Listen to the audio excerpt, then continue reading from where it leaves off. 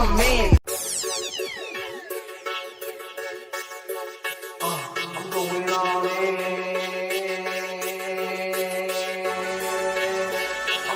I got a bottle of Patron, and yes, my money feeling long, and yes, I'm smoking on it strong. I'm going all in. Every day we make it rain, busting open that champagne. It's going all in, all in, I'm going all in. I'm going all in, drinking my wedding gin. You got a couple friends, well tell them girls they can come in. We popping rosé, looking through Cartiers. We got an ounce of Kush, so bring that OJ. Shout it, keep choosing, so just come my way. Sipping champagne and smoke this AK. A nigga up in the sky, so call me Mayday. Groupies calling my phone, but they on lay away. So let's go to the back, smoke this green, sip this jack. Got you laying on your back, beat that thing.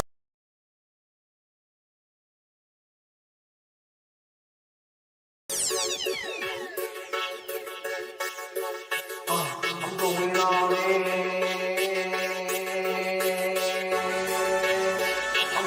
I got a bottle of Patron, and yes, my money feeling long, and yes, I'm smoking on it strong. I'm going all in. Every day we make it rain, busting open that champagne. It's going all in, all in, I'm going all in. I'm going all in, drinking my wedding gin. You got a couple friends, well tell them girls they can come in. We popping rosé, looking through Cartiers. We got an ounce of Kush, so bring that OJ. Shout it, keep choosing, so just come my way. Sipping champagne and smoke this AK. A nigga up in the sky, so call me Mayday. Groupies calling my phone, but they on lay away. So let's go to the back, smoke this green, sip this jack. Got you laying on your back, beat that thing like rat-tat-tat. Ooh, we cutie, you got a big ass booty. Tell your friend fuck the club and let's go to my studio. Let go, we got the goose, we got the dro. We ain't leaving till by 4, so let's head to my hotel. The drunk got me moving just like a snail. We going all in, nigga, fuck a Richter scale. I got a bottle of Patron, and yes, my money feeling long, and yes, I'm smoking on it strong. I'm going all in. Every day we make it rain, busting open that champagne. It's going all in, all in, I'm going all in. I got a bottle of Patron, and yes, my money feeling long, and yes, I'm smoking on it strong. I'm going all in. Every day we make it rain, busting open that champagne. It's going all in, all in, I'm going all in. Whoa, whoa, whoa. Damn, we out of all these bottles, we gon' need some more. A nigga tryna score, all in, guarantee to win. Bust open them bottles of Patron and then we back again. You smoking that mid, man, we smoking that Pakistan. Flyer than Peter Pan, this shit should be illegal, man. I'm whipping the Regal, man, higher than a seagull, man. Spinning like a ceiling fan, a nigga got them Benjamins. Ballin' like I'm Gucci, man, yeah, I like that Gucci, man. But I fuck with Louis, man, I even rock the Chewy, man. What you say, nigga? I'll even rock the Chewy, man. Hoes got my head so big like I'm Stewie, man. 1, 2, 3, 4, 5 girls riding in my ride. Doors of suicide like these bitches tryna fly. I call them kamikaze cause these niggas tryna die. I'm going all in, you can catch me in the sky. I got a bottle of Patron, and yes, my money feeling long, and yes, I'm smoking on it strong. I'm going all in. Every day we make it rain, busting open that champagne. It's going all in, all in, I'm going all in. I got a bottle of Patron, and yes, my money feeling long, and yes, I'm smoking on it strong. I'm going all in. Every day we make it rain, busting open that champagne. It's going all in, all in, I'm going all in. I make the ladies go so crazy that they wanna have my baby. Maybe it's my Mercedes, maybe cause my gravy. Maybe because I've been going in so lately that some of them wanna date me and some just wanna rape me. Haters wanna hate me, but haters can never break me. Haters only make me, and this girl, she will take me. This ain't B-ball, homeboy, you cannot fake me. Sit your ass down, little nigga, don't mistake me. Now get down low, drop the flow and make it roll. Do it fast, do it slow, go all in and do it show. Make that ass shake as the rose pose on all fours. If you a baller, ain't got that baller, then make it snow. Whoa, the club ain't goes into about 4, so let go. Back to the room so we can smoke on some dro. The party really just fucking begin. I'm going all in, I'm going all in. I got a bottle of Patron, and yes, my money feeling long, and yes, I'm smoking on it strong. I'm going all in. Every day we make it rain, busting open that champagne. It's going all in, all in, I'm going all in. I'm going all in, I'm going all in, I'm going all in, I'm going all in, I'm going all in, I'm going all in, I'm going all in, I'm going all in. Yeah. We off in this motherfucker today, man. Salute to everybody in the motherfucking building, man. You already know what it is, man. Today, I got time, you know. We got time to go live today. And your boy is going live today with you, feel me? You feel me? Salute to everybody in the motherfucking chat. Everybody coming through this motherfucker, salutes. Oh shit. Goddamn, the bubbles made me goddamn on my neck real quick, man. We got a nice little show in the works today. We got 119 of y'all that just pulled up in here. Hit that motherfucking like button on your way in. Hit that motherfucking like button for your boy on the motherfucking way in. You feel me?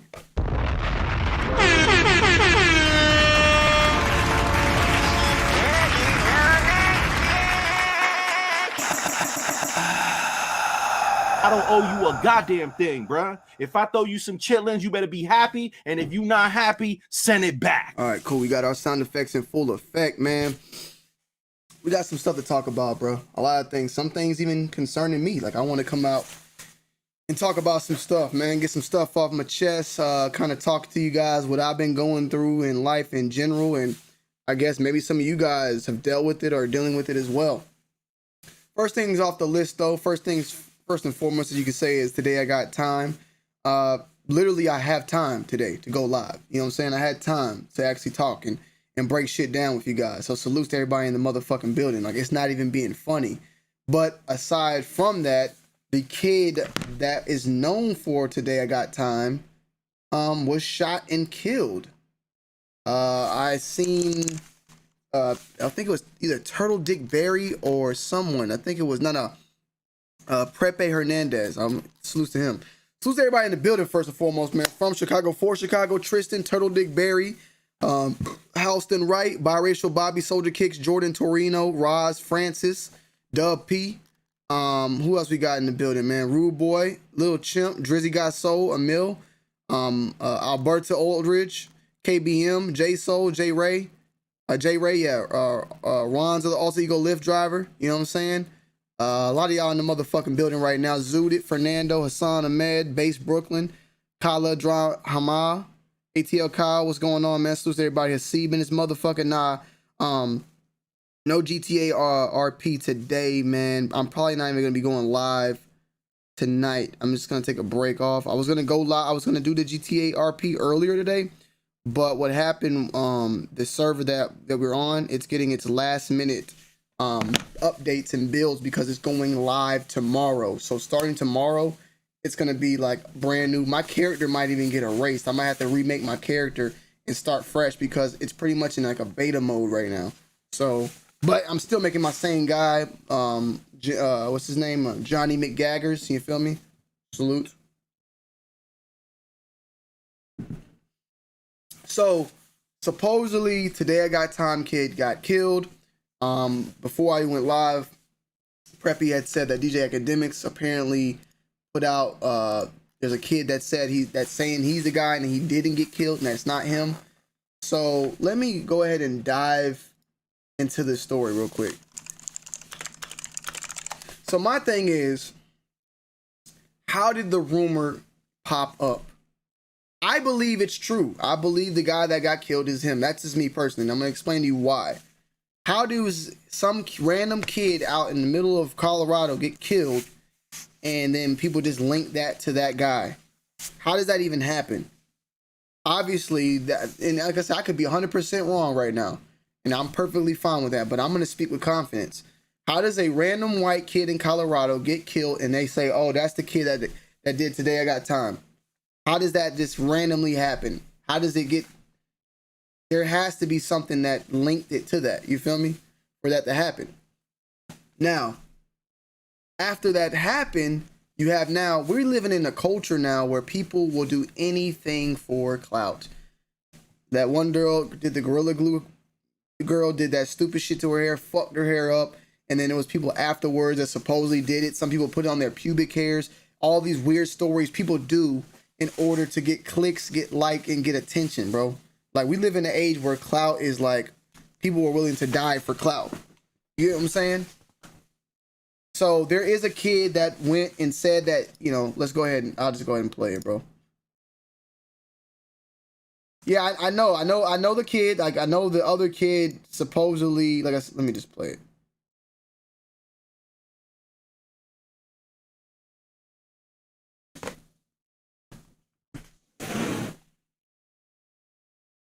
any. I'm not trying to knock it, but like, okay, look. Let's put it this way, right? Let's go ahead and get this shit set up because we gotta be. I need more. I need more. I need more. I need more. Let me set this up. I don't like how this is. This is kind of big. I'm kind of big right now. I'm gonna make myself smaller. All right. So look, this is the video of the kid saying he's not. West Coast. I'm sorry. Yeah, I had to come out with it now. Y'all was tripping. The kid up in Aurora is not. Okay, so why are you tripping? Why do you now have to tell us that's not you? Why now? Like why now all of a sudden you have to do this? Why now is that? You know what I'm saying? Where is the proof that this kid on the left is the guy on the right? Where what this fucking old ass video, we can't tell shit that this kid. This is just the internet doing the common shit where motherfuckers can just come out and say anything and it gets a little bit of flack and next thing you know everything's popping, it's popular, everybody's going to fucking like, you know what I'm saying? But where is the proof that this is the same kid? Like, I could have got D-Money to do this same fucking video and pushed it out there and then the shit would have popped off. That's what I'm trying to say, like, nah, but let's keep listening. Smoked, I ain't get smoked, I ain't. But he said in the beginning, like, I couldn't be quiet no more. I had to finally say something. So what, you were enjoying people talk about your death and you finally couldn't be quiet anymore? You had to come out? It's Levi West, aka Lilo West Coast. I'm sorry. Yeah, I had to come out with it now. Y'all was tripping. The kid up in Aurora is not me. I'm not dead. Everybody blasted me up saying I got smoked. I ain't get smoked. I ain't gonna get smoked. Got me bent. Got me fucked up. Cause today I got time, cuz. Hey. I don't even sound like the same kid. It's amazing what people think they know. Okay. It's Levi West, aka Lilo West Coast.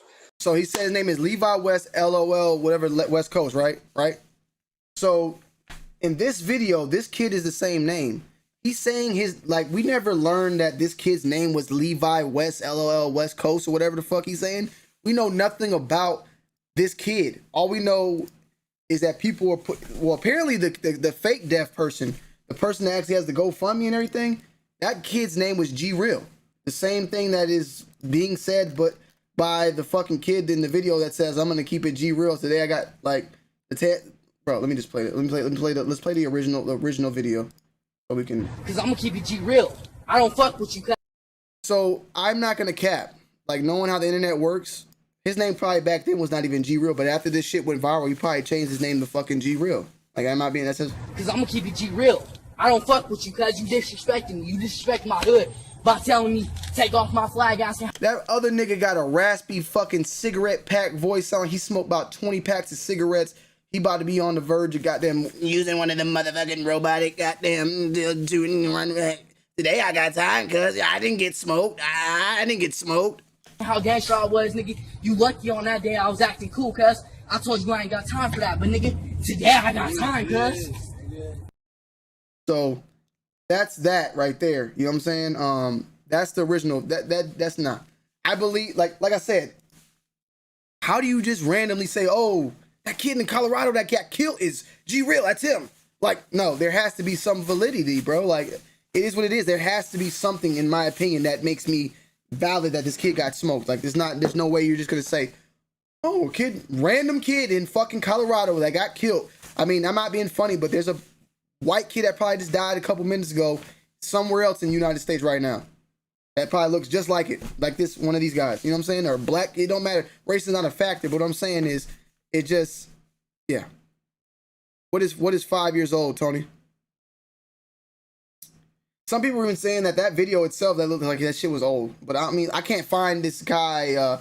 What the fuck was his name? Levi West Coast. What the fuck was his name, bro?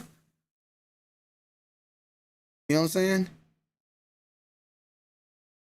He was living in a tent. Dude on the left has chains on. Yeah, you know.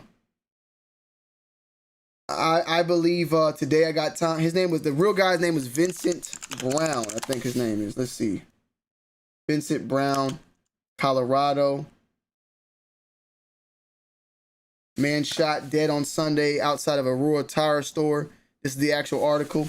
Homicide. Already, you know, officers said they responded. Welfare check. This is the information right here. There's tons of videos about it. Let me see.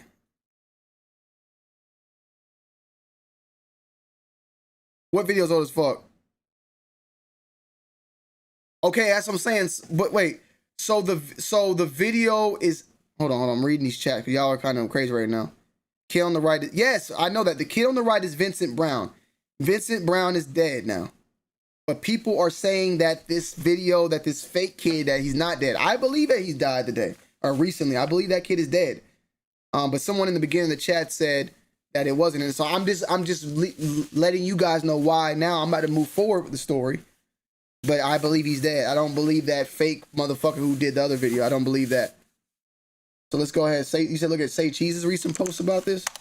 Well, like I said, DJ Academics has posted about the same shit too with that kid we just saw. So it's probably the same shit. These outlets are catering to the fake thing. Okay, hold on. Yeah, here you go. Okay. Vincent, aka G-Real's mom, confirmed on Facebook 2 nights ago that her son was killed and started a GoFundMe. Sources tell us he was living in a tent at the time. Okay, bet. So this is it. So do y'all that think that the guy is still alive, he's dead. Rest in peace to Vincent, aka G-Real. RIP to that man, you know what I'm saying?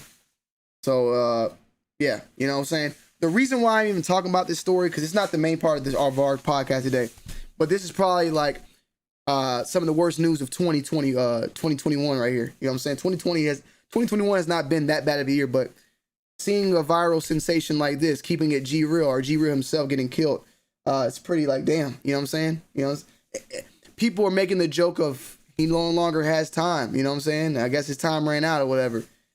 But if he was walking around with that type of energy, like he had in that video, hey man, G-Real, I got to give it up to you, man. You walking around strong like that? You was walking around like that, bro? You know, that video was shot in 2014. We're in 7 years. If you just walking around what you got in time and you poking your chest out, hey man, you was a real motherfucker to last that long. You know what I'm saying? I got to give it up to G-Real, real talk. I'm going to have to give it up to G-Real, man.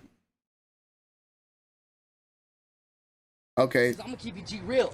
I don't fuck with you cause you disrespecting me. You disrespect my hood by telling me take off my flag, asking how gangster I was, nigga. You lucky on that day I was acting cool, cuz. I told you I ain't got time for that, but nigga, today I got time, cuz. The boy, I didn't come up with the joke. Everybody's saying that is the joke.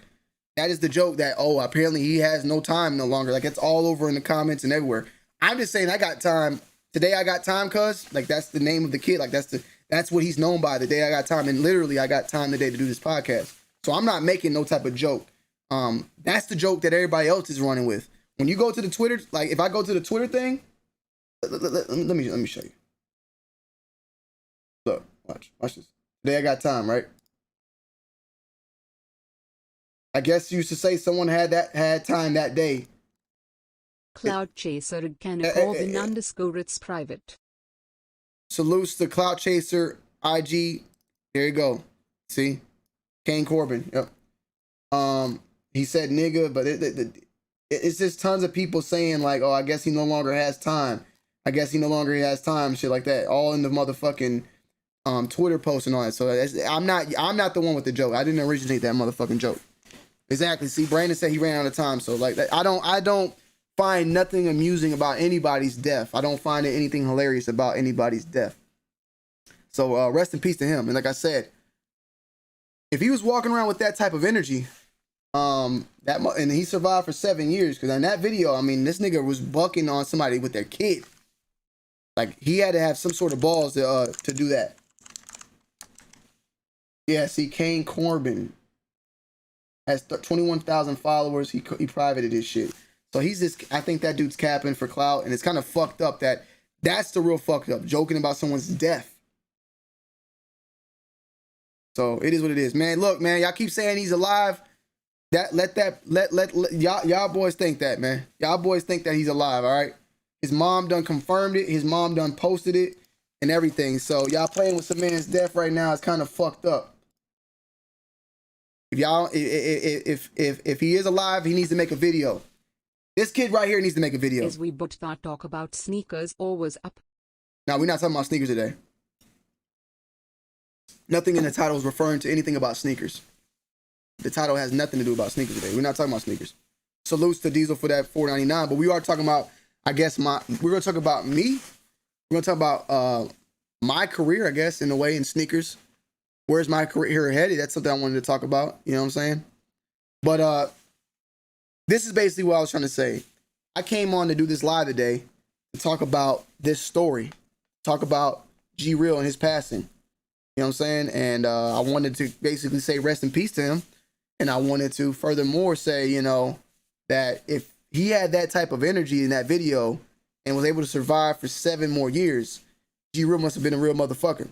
Because he was popping off at the motherfucking mouth on a dude that had his kid with him.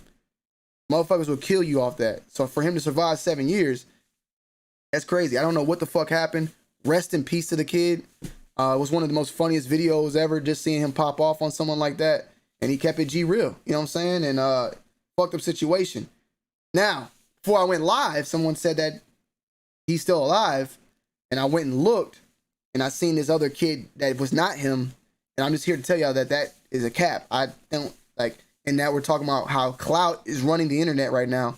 And motherfuckers make jokes out of anything, even someone's death. That's how fucked up we are right now in this world.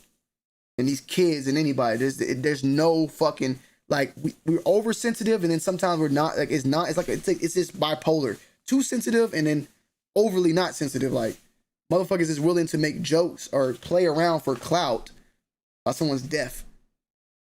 We seen it happen back when XXX, well, I guess the guy, nah, I can't say that because the rapper himself, I don't think he really admitted to it, but he played into it. But motherfuckers is willing to do whatever just to get some motherfucking clout, bro. It's crazy, bro. It's just crazy, bro. But rest in peace to G Real, man. You know what I'm saying? It is what it is, man. You know. Rest in peace, man. Exactly, Trey Wu. But yeah, wait, let me see something read over here. $30 for two. What you mean $30 for 2 wild? The hell? $30. What, did I get some $30? I'm trying to see what's going on. Yeah, G Real was more gangster than a lot of motherfuckers, man, to check somebody like that, for real. But the clout shit, it got to end, bro. It's just doing to a extreme. These kids are going crazy. Motherfuckers putting glue in their hair. Motherfuckers eating Tide Pods just for clout, for clicks, for likes. It's crazy, bro. Killing themselves. You know what I'm saying? It's crazy. It's crazy. Well, like I said, man, rest in peace to him. Rest in peace to everybody. Hit that motherfucking like button. We got 318 in the motherfucking building. Gassed up shawty, said I need my 40, pull up to the party, yeah. I don't know who the first cloud chaser was biracial, but that's a good ass question. All right, man. Second topic of the day, though. You know what I'm saying? I wanted this to pay my respects because 2021 has been pretty good for the most part. This is probably some of the worst news I've heard so far. Elgin Baylor was definitely, rest in peace to Elgin Baylor as well. That kind of hurt a little. It hurt as well. You know what I'm saying? But where's my career headed? I haven't been live on this channel for a minute, man. And I've been dealing with some stuff, man. I've been dealing with some stress. I've been stressed a little bit. I don't like to use the word depressed, because depressed, I feel like that's a low of a low. I feel like that's when you're just low. And I've been low in energy, but I haven't been like rock bottom. Sorry, the beer's kicking up. But I've been down, bro. I've been down lately. I've been looking at stuff lately. I've been looking at the change in the atmosphere of everything in my life. Nothing, let me go ahead and say this off the rip. Nothing that I gauge success on. Well, some parts, I guess, but I'll say it's not my main number one. It's not the first thing I look at. Maybe not even the number 2 thing. It might be the 3rd thing. It's never about money, though. My success is not gauged upon how much money I'm making. In reality, what I've made, what I've made 2017, 2018, it's always, I guess, either increased or stayed the same. It's never really went lower.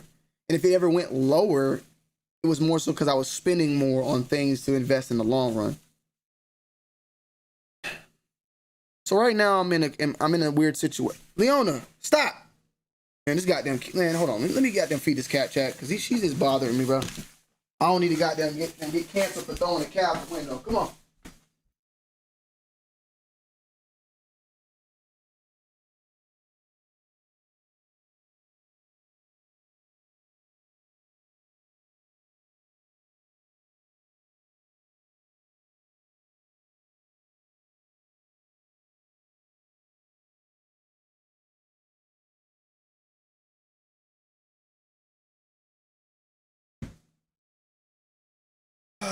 God, hey. All right.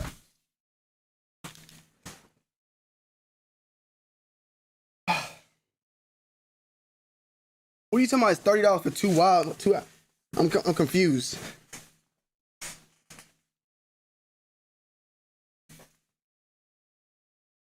Anthony Miles, how so, Tony? You're discrediting 2 mass shootings? Not really. I mean, I'm talking about as far as setting for something that's on social media, within the social media world. Social media things that we know, like Eli Porters and Kimbo Slices and things that were legendary on the YouTube platform. That's what I mean by sad things. Things that happened here on this thing that you're watching right now. You get what I'm saying? That's what I'm talking about. You know what I'm saying? There's so many like iconic videos on YouTube, iconic people that they might even do YouTube no more, but they're on here. They originate on this platform. That Today I Got Time, cuz everybody in their motherfucking mama seen that video. And for that kid to be dead now, it's kind of one of the saddest things to see happen in the realm of YouTube. Now, as far as the world, on the outside of the world, I mean, yeah, there's way more things. You feel me? There's way more, like you said, mass shootings. One happened in Atlanta with the massage parlor. And it was the one that recently happened. I don't know what state it was, but it was at that supermarket. Dudes going crazy. And then recently in Atlanta, I think day before yesterday, was a dude that went to the fucking Publix in Atlanta with like 2 assault rifles and like 8 handguns on him. Like, it's just crazy shit going on. So yeah, but I'm talking about from the YouTube perspective. All right, the Retro Whiz Kid, everybody listen, we've already talked y'all late. Go watch the first beginning. The kid is dead, bro. Okay? The kid is dead. His mama confirmed it. The kid that y'all seeing on the academics thing, that's not him. That's not the same kid. That's a clout chaser. This is the kid. He passed away. He's dead. His mama confirmed it. GoFundMe, everything. That's him. So, I don't know what the fuck you talking about. $30 for 2 hours. I keep seeing y'all say $30. What the fuck? It's 30 for 2 hours though, not too wild. I don't know what the hell's going on. I'm missing something, but oh, talking about skinny $30 for 2 hours. Okay, I know what y'all talking about. My bad. $30 for 2 hours. Yeah. I know you're talking about that. My bad. But yeah, and I'm not tripping at you, Retro. I just saw Retro Whiskey. I just saw you talk about it. When people come in late, y'all just tell them like, go watch it. Y'all see it, bro. But so back to what I was saying. So I'm at a point right now, man, in my career, right? I'm not basing this upon income. I'm basing this upon the amount of work, the amount of things that go into this. I feel like where I was at, and like, if you're coming in now, I'm talking about where my life is, how I've been down lately. I've been kind of stressed lately. I've been kind of questioning things lately. I've been doing this shit for fucking like 7 years now. You know what I'm saying? For the most part, this is not a money thing. I'm doing good when it comes to money. I'm not having a problem when it comes to money. I bought a house. I got a pool being built on the way. We're taking care of a wedding right now. Money is not the issue here. It's more so the branding overall. The branding of Tony D2 Wild in its direction and where it's headed, where it's been headed for the past 7, I've been doing this for 7 years. And in a lot of people's careers, they've seemed to always hit a high point. And then once they hit a high point, they kind of go back down and then just plateau and ride that out forever. Everybody has that. And this is for everybody. Like, even think about it. Like, remember Kevin, like, I'm not saying in a bad way, but remember, like, Kevin Hart was on a high point where he was in every fucking movie. Kevin Hart's point is done, and Kevin Hart's in commercials, and he's still all over the place. But y'all remember when like Kevin Hart was like that motherfucking comedian, and he was just in every goddamn thing. You know what I'm saying? And it's like, I'm wondering, like, where am I at? What point am I in? Where am I at in my career? And what point am I at in my career? Like, have I already hit that point? Am I still going? Am I still on the way? Is this not even the prime? I mean, I've been doing this shit for 7-8 years now at this time, right? And it started off on something that was on YouTube, and you know, I've been doing it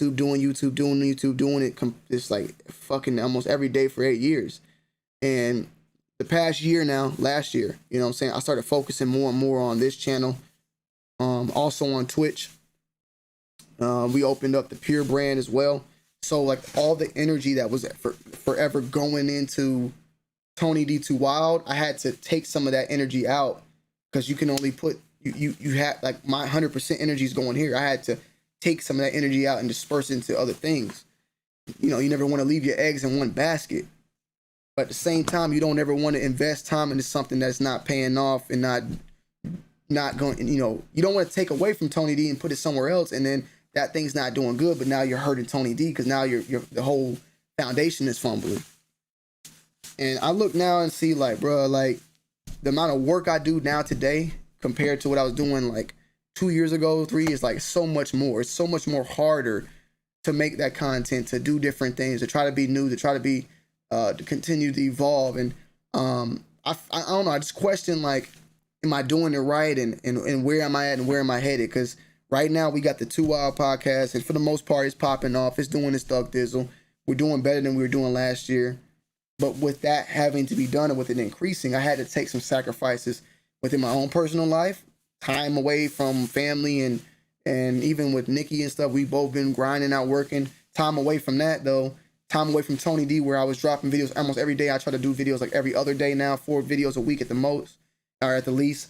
And put it in this, and then grinding out on Twitch. Like, I would go live now and then go on Twitch at midnight to fucking 4 a.m. grinding that out, and stop being so sneaker based over, you know, main channel since Tony D2 Wild is sneaker based. This channel is like the extra parts, you know, talking about life, talking about everything else, talking about more than just sneakers, but sneakers as well, and kind of just being me, and like not being in that uniform, just that, what's going on, guys, let me get to the point, let me talk about what we need to talk about, and let's move on. But instead, just ununiform, being just uncut and raw, you know, 2 Wild for TV. And then the Twitch thing is like, everybody loves the game, the majority of us love the game, and it's like, why not share that experience with the people that fuck with me as well? It's like Tony D2 Wild is the say all be all, where you come to get information. Some people come to get information from me, and they like me as a person. So the people from Tony D2 Wild that like me more as a person too, they like the personal side, they come over here because they can talk and we can get personal over here. And the people that like the gaming, who like the game and have that same thing with me, they'll take their self over to the Twitch. So I think it's like a step, like it's like a filtering mechanism. So on the Twitch thing, you know, that's growing as well, but it's another thing that is another sacrifice. It's an additional time that has to be spent and you know, go into these type of things. So all in all, like, I'm seeing these things, I'm seeing me working harder, I'm feeling me working harder. Like, I mean, you know, wrinkles and purple eyes and all that type of shit. And the thing is when you're so invested into what you're doing, you tend to be so in this one little studio area, you don't know what's going on from the outside looking in. You can't really see what's going on from the outside looking in. And I feel like that's something that almost happened to like people like Lil Wayne and shit like that as well. Like, with any artist, it's sometimes best to try to stay in, because when you start listening to the outside world, it can fuck up what you got going good for you. If you listen to other artists, if you're a rapper listening to other artists, you might start rapping like them without even knowing. So on the other hand, with me though, it's like, if I'm so focused on, let me give a better example to why it could be a bad thing.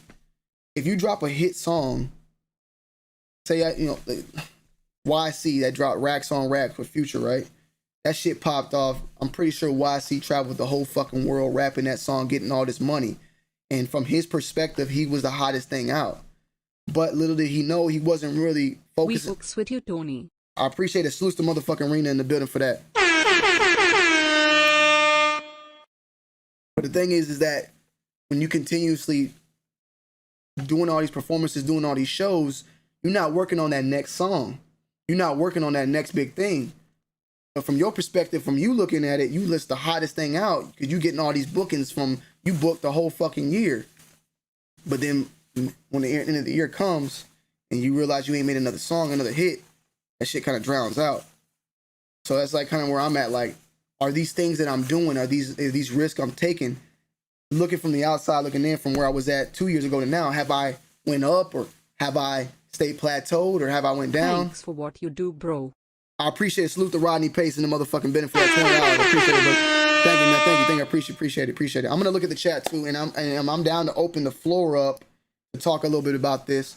But I have another topic also I wanted to speak as well, and continue on. But like I was saying, like my biggest video, a video that definitely propelled my, I guess, brand overall, was definitely like that one of the Rejuvenator videos, the going to the mall videos and shit like that. Since that moment to now, though, I don't know. I can't tell because I'm just so focused. But is there growth furthermore, or has shit been on a plateau in just general? I'm not basing this upon sneaker YouTube or all that because, like I said, I don't look at I personally just don't look at myself as a shoe tuber at this point. Maybe on Tony D2 Wild, but on the outskirts, like I've been trying to do so much other shit as well. You know, and then on side, we got the sample shit, we got the pure. The thing is though, is like, I don't know. I don't know from this point on, like, am I at a plateau? Have I gained more? When I was doing sneaker cons, was I popping more? Was I bigger then? And now that sneaker con is gone and we're doing this. Is this the riding out of the sunset or nah? Like we still going? I can't tell. I personally can't tell. I don't know. I can't look at it from a money perspective though. Money perspective, I'd say from a money perspective, there's nothing wrong. Money perspective is not like I can't base it upon. Oh, did you make more this year? Like I can't base it upon that.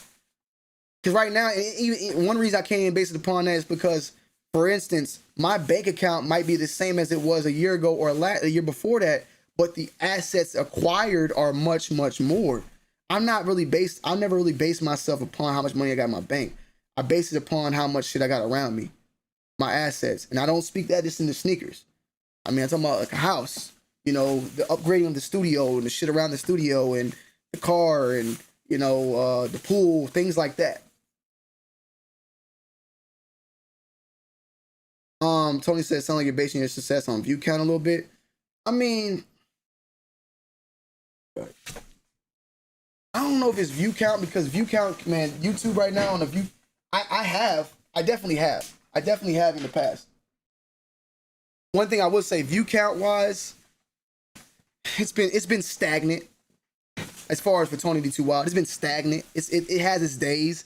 YouTube used to be something where you drop a video and you continue to have that view count. Nowadays, I can drop a video, get 50,000 views. The next video get 10. The next one get like my recent video got 8,000. Right? When I drop this fucking review on these fours, it's gonna blow up. The next got 'em early is gonna blow up. So it's not consistent. There's no consistency.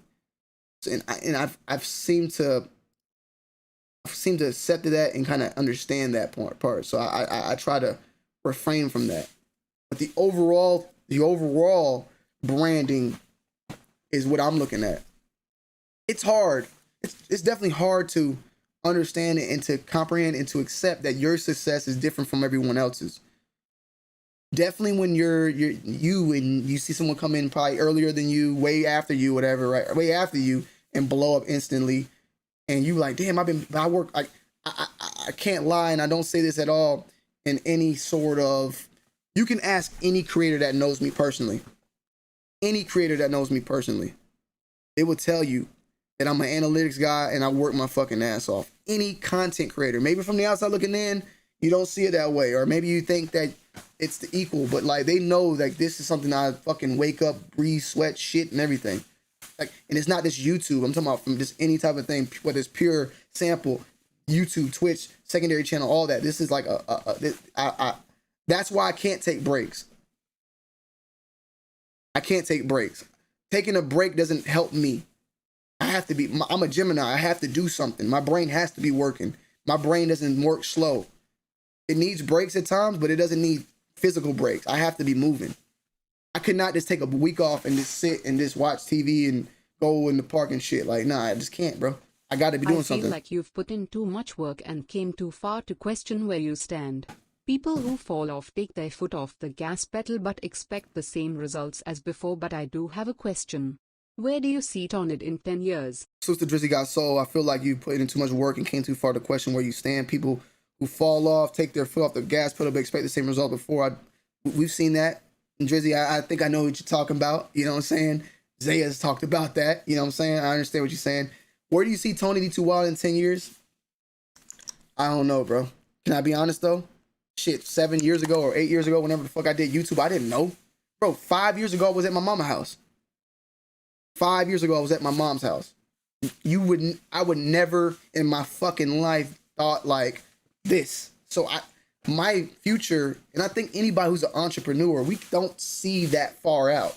We can plan that far out, and trust me, I've planned that far out as far as like trying to get things set up. But as far as like, I'm gonna do this, do that, do this, do that, do this, do that, do this, do that, and I'm gonna get all that shit does not fucking, like, it don't work like that, bro.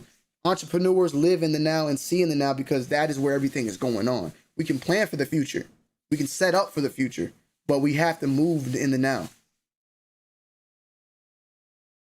I'm putting the link out to the StreamYard if y'all want to hop in. I'm gonna put the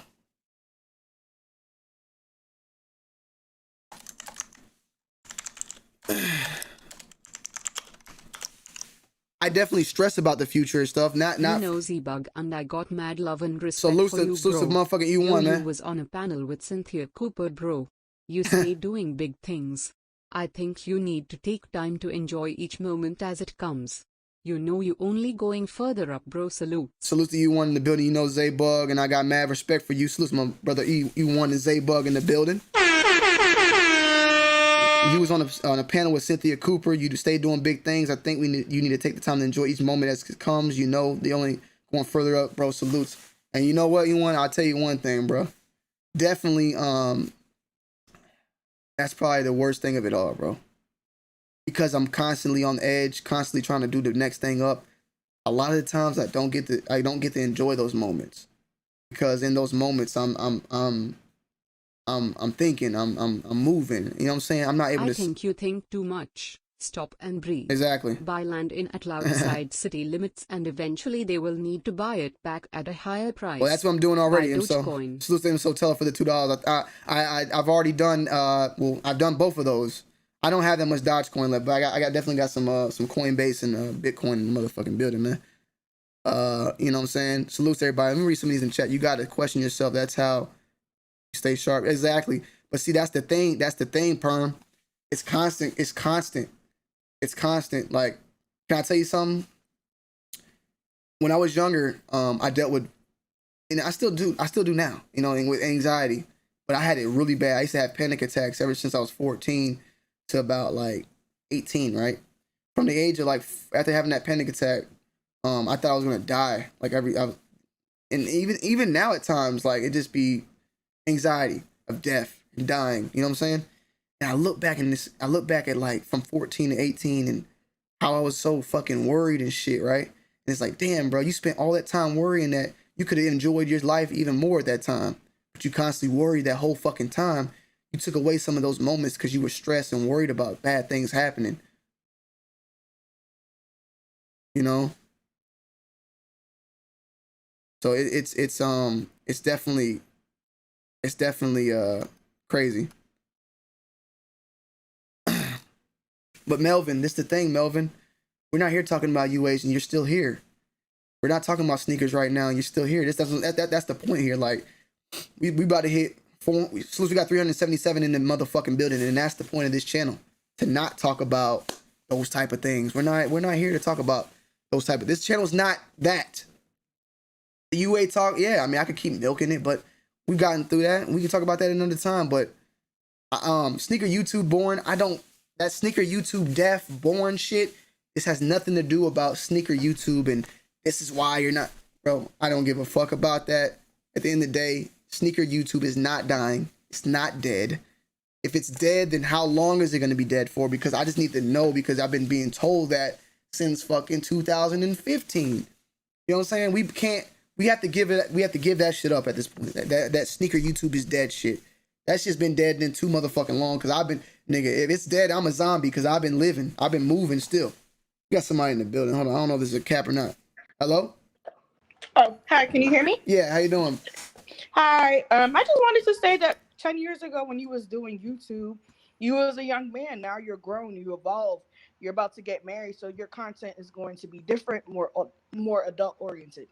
Yeah. So that's how I feel about your content. So if you decide to do different things, I feel like if people want to still follow you and support your content, they'll just do so. No, I definitely agree with that.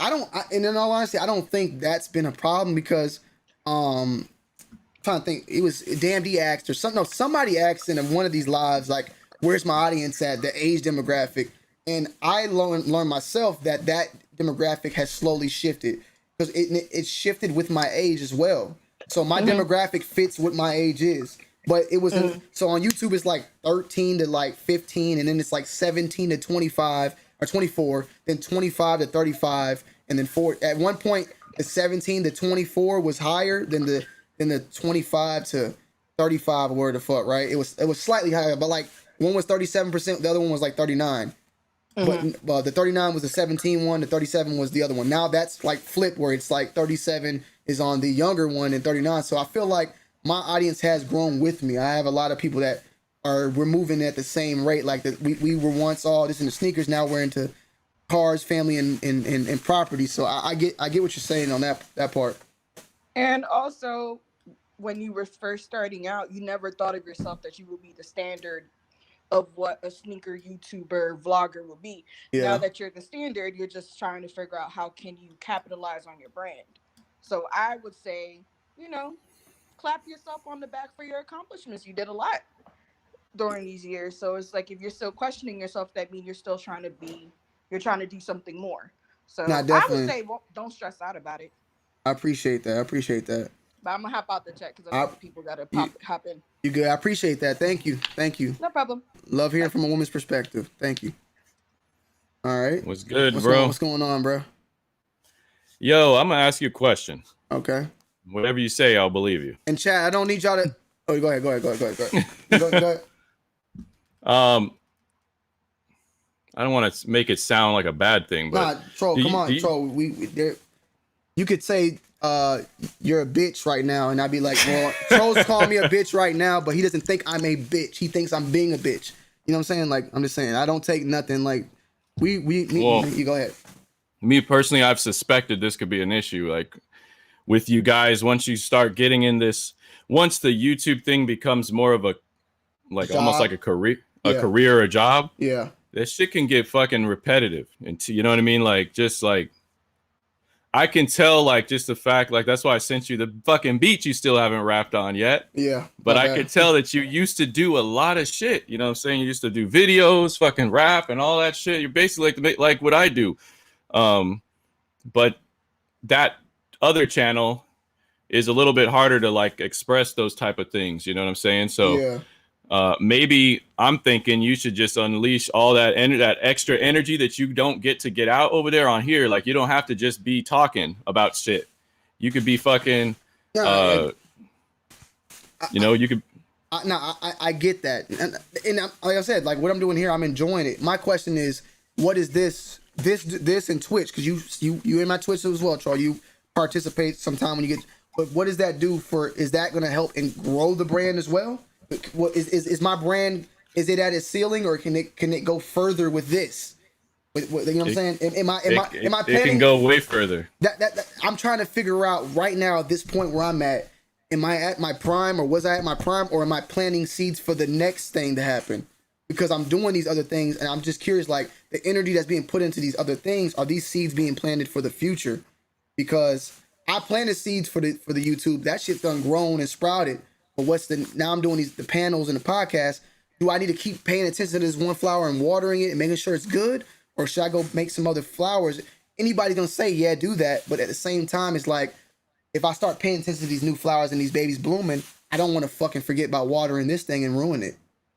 Well, that's the thing about how you've made it a job. Like, it's almost like autopilot now. Like, all you need to know is what's coming out. Are you going to cop? Are you going to show it?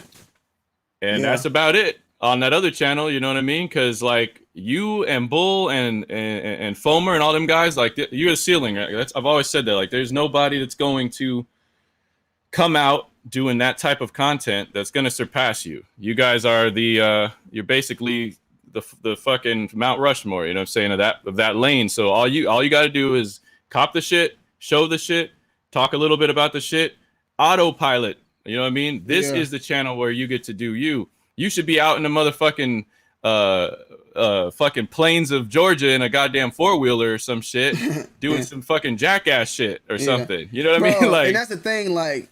That's the type of shit I love doing. You know what I'm saying? Like, Troll, I don't know if you watched it, but like, I was doing role play yesterday in GTA, and I had a fucking ball just being like, just doing the shit I like to do, man. Like, I'm a joke guy. Like, I'm a jokester. Like, I'm not a fucking stiff motherfucker. Like, I'm not, bro. Like, if you hang out with me, if you ever been around me personally, like, people will tell you, like, the energy and everything around me, like, is this, and I'm not talking, like, I get that energy from other people as well. You know, I just feel like, though, you can't really express all that with that main channel. But even with that being said, like, I got the idea of that.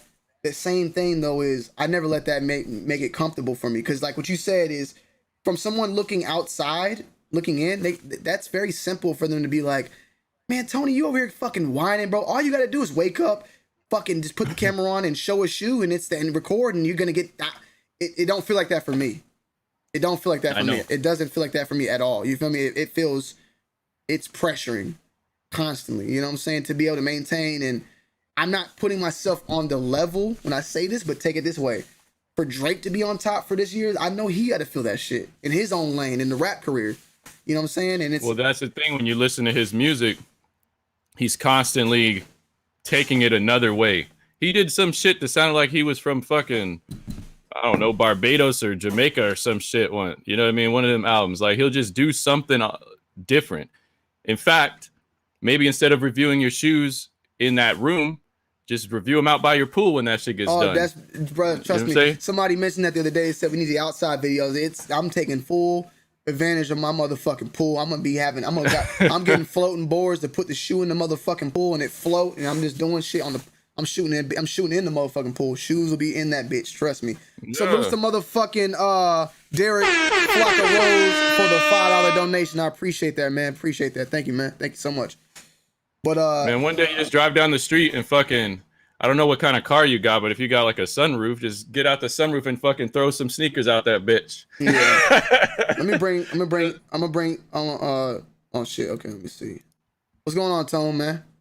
Hey, nah, man, I just want to salute you, man, because, you know, there's other things that people go through in life, and just by watching your channel and watching what you do and, you know, keeping the spirit alive, you know, it brings happiness to everybody else who's watching you. You know what I'm saying? I appreciate it.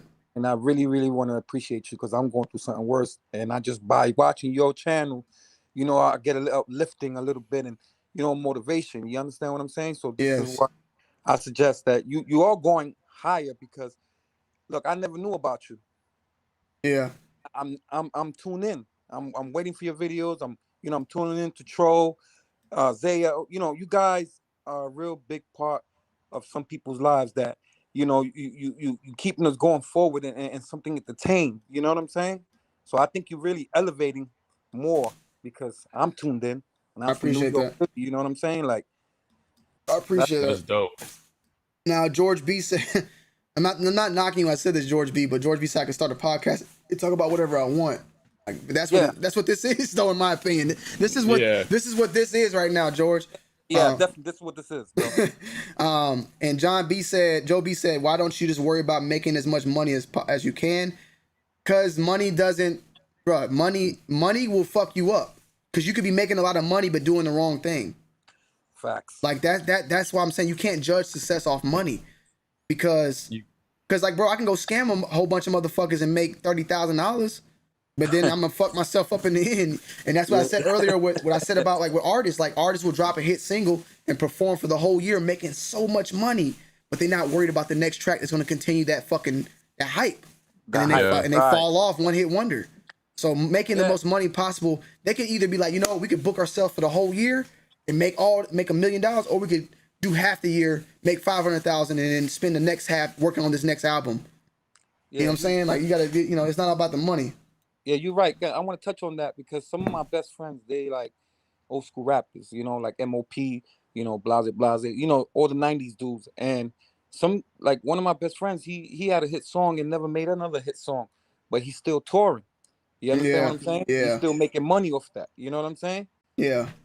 And that's a perfect example like that. Some people that are stuck in the 90s can't make a hit in the 2000s. Exactly, but they still making. They still relevant though, because the world's big, Tom. Exactly, it's a big world. You know what I'm saying? Yeah. And there's definitely countries that they get it delayed. Yeah. You know what I'm saying? I know that. I like some of y'all may or may not know in the chat, but I've recorded several of the Outlaws music videos, Tupac Outlaws, and they still tour to this day. People overseas love the Outlaws. They love the fucking Outlaws. Yeah. Even Boot Camp Click, they still Switch touring. Drake You know what I'm continues saying? to They change still, the MOP, flow. they still That touring. if you're reading this Hold is on one too second. late, was way ahead of its time. Hold on. Listen to that now. Salutes to Dot B. Switch It Drake continues to change the flow. That if you're reading this is too late was way ahead of his time. Listen to that now. Salutes to Dot B for that motherfucking $5. What's going on, Jamie? Yep. What up, bro? Hold on 1 second, Jamie. Tone, go ahead and finish up, and I'm gonna let Jamie rock out. Nah, I'll just like I said, you doing a lot, and I appreciate you. You know what I'm saying, and just keep going. You're going further. Believe me, you're not stuck. You know what I'm saying, and your content is different every time I'm on. So it's like, you know what I'm saying. Keep in mind busy to people that are really going through something. You know what I'm saying, life. Yeah, I feel you. What's going on, Jamie? This channel definitely has recently been buzzing. You know what I mean? Yeah. Sneaker Rehab TV. It says, why does it have to be about YouTube? It's not about YouTube because I have a Twitter, I have an Instagram. I use all my other platforms to promote my sneaker cleaner, my clothing brand, me as a person, the shoes that I show. There's multiple platforms, but the reason why it's about YouTube maybe to you is because this is where you're watching me right now. I can, and so, these are the platforms that we choose to use. Like, are the top 3 platforms or 4 on our phone are YouTube, fucking Instagram, Twitter, and then maybe Snapchat or TikTok if you like that shit. But that's why you might feel like it's on YouTube. But if you go follow me on IG and Twitter, it's the same shit on there too. Same type of talk, everything. Yeah. So it's not all YouTube. What's going on, Jamie? Yo, what up, bro? What's going on, man? Yo, I go as practice make perfect, usually both. Yo, what brought me to your channel was that discussion you was having about UAs. Yeah. So I'm 40 something, bro. I'm an old head, but I'm into sneakers. Yo, I think you should keep that lane with the sneakers, right? Make that consistent. Like, keep it a consistent thing. Keep your little guys coming back. And then open this up every week for the old heads, for everybody to discuss, whatever it is we want to discuss, man. Have some people on. You know what I mean? Every week you're gonna have like a certain this one or that one. People on. I feel you. You know what I mean? And that's definitely what it was. Like, I ain't gonna lie. When I first started doing this show, I was talking about everything a lot, and I realized that I wasn't talking sneakers at all. I tried to keep it completely, but I feel like talking sneakers on this channel definitely is good as well. So the whole UA thing, the whole trophy room situation, I don't know if you saw that. That was all great, and I want to continue those talks on here as well. At the same time, bro, you don't want to overextend yourself too. You know what I mean? Exactly. I'm a carpenter. At one point, I try to do plumbing, electric, everything. You know what I mean? You want to get money however you want to get it, but you got to pick what you good at and focus, brother. Yeah. You doing you, bro. Just keep doing you. I'm gonna get off of here, man. All right. Keep doing you, bro. I appreciate it, man. All right. Thank you. I think you definitely inspiration to a lot of people. You know what I'm saying? So this platform, you could talk about anything. You know what I'm saying? It's gonna always go up. You know what I mean? No, I feel you. And don't have any fear, bro. Like, that's what I think too. Is like, you guys might be afraid to try to branch out on certain things. Sometimes, I'm not saying you do or don't. I'm just saying, like, I take a risk. The weirdest thing with me though, dealing with fear and anxiety and all that, bro, I feel like that's what's gotten me where I'm at today. Because if I didn't have fear, I wouldn't do it. The fear of losing things, the fear of anxiety of not being good or whatever continue to push me to continue. So my worst thing was my greatest thing, unfortunately, you know, and that's why it's like, bro, like it's hard.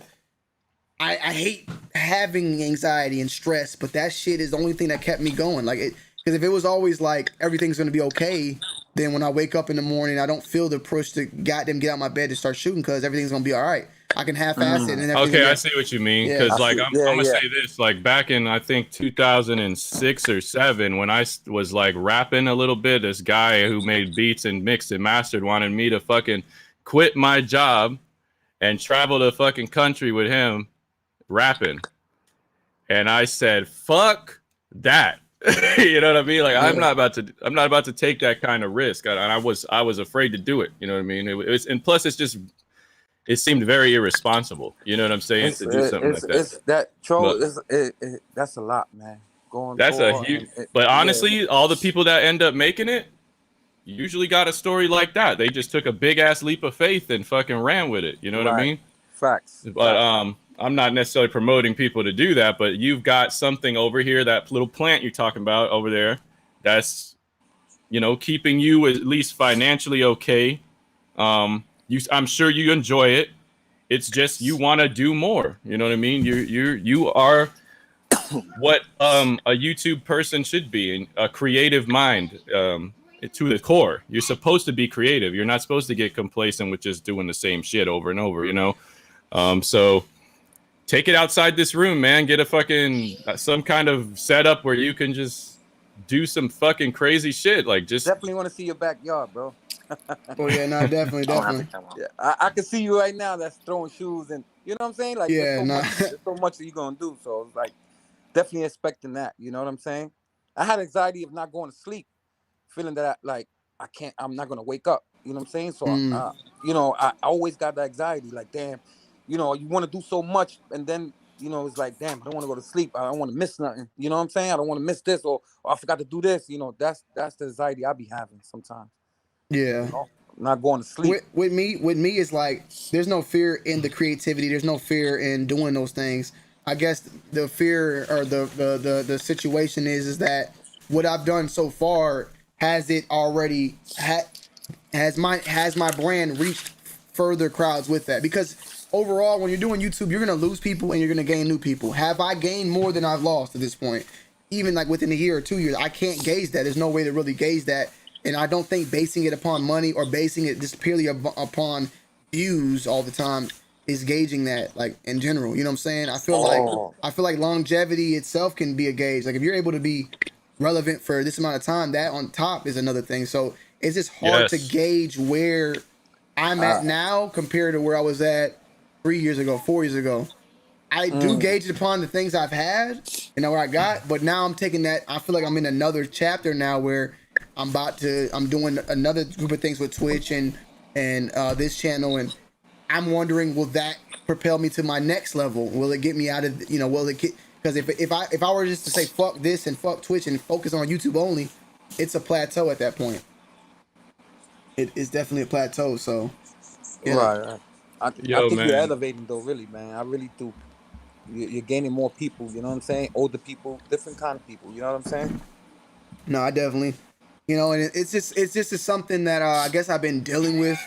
I've been dealing with it. I just been dealing with it for like the past like week. I don't know. It just came out of nowhere. Sometimes I just get in my thoughts, bro. I'm a Gemini at the end of the day, and I get in my fucking thoughts, and it is what it is. You know. We got Fruit Booty Davey is out here again. Oh shit! What's going on, you1? What's good? Yo, are you being your toughest critic? So you beating yourself up behind the scenes, and you trying to like? Yeah, no, definitely that. Because hearing that, so long story short, like it was like the day before my 30th birthday, and I just started questioning mad stuff, right?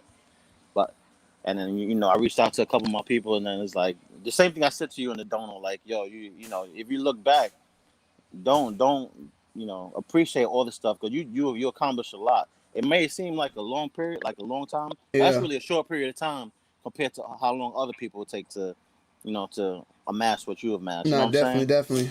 And climb that ladder that you climbed. Salutes to Disney and Kicks in the motherfucking building for becoming a member. I appreciate it, bro. Yeah, man.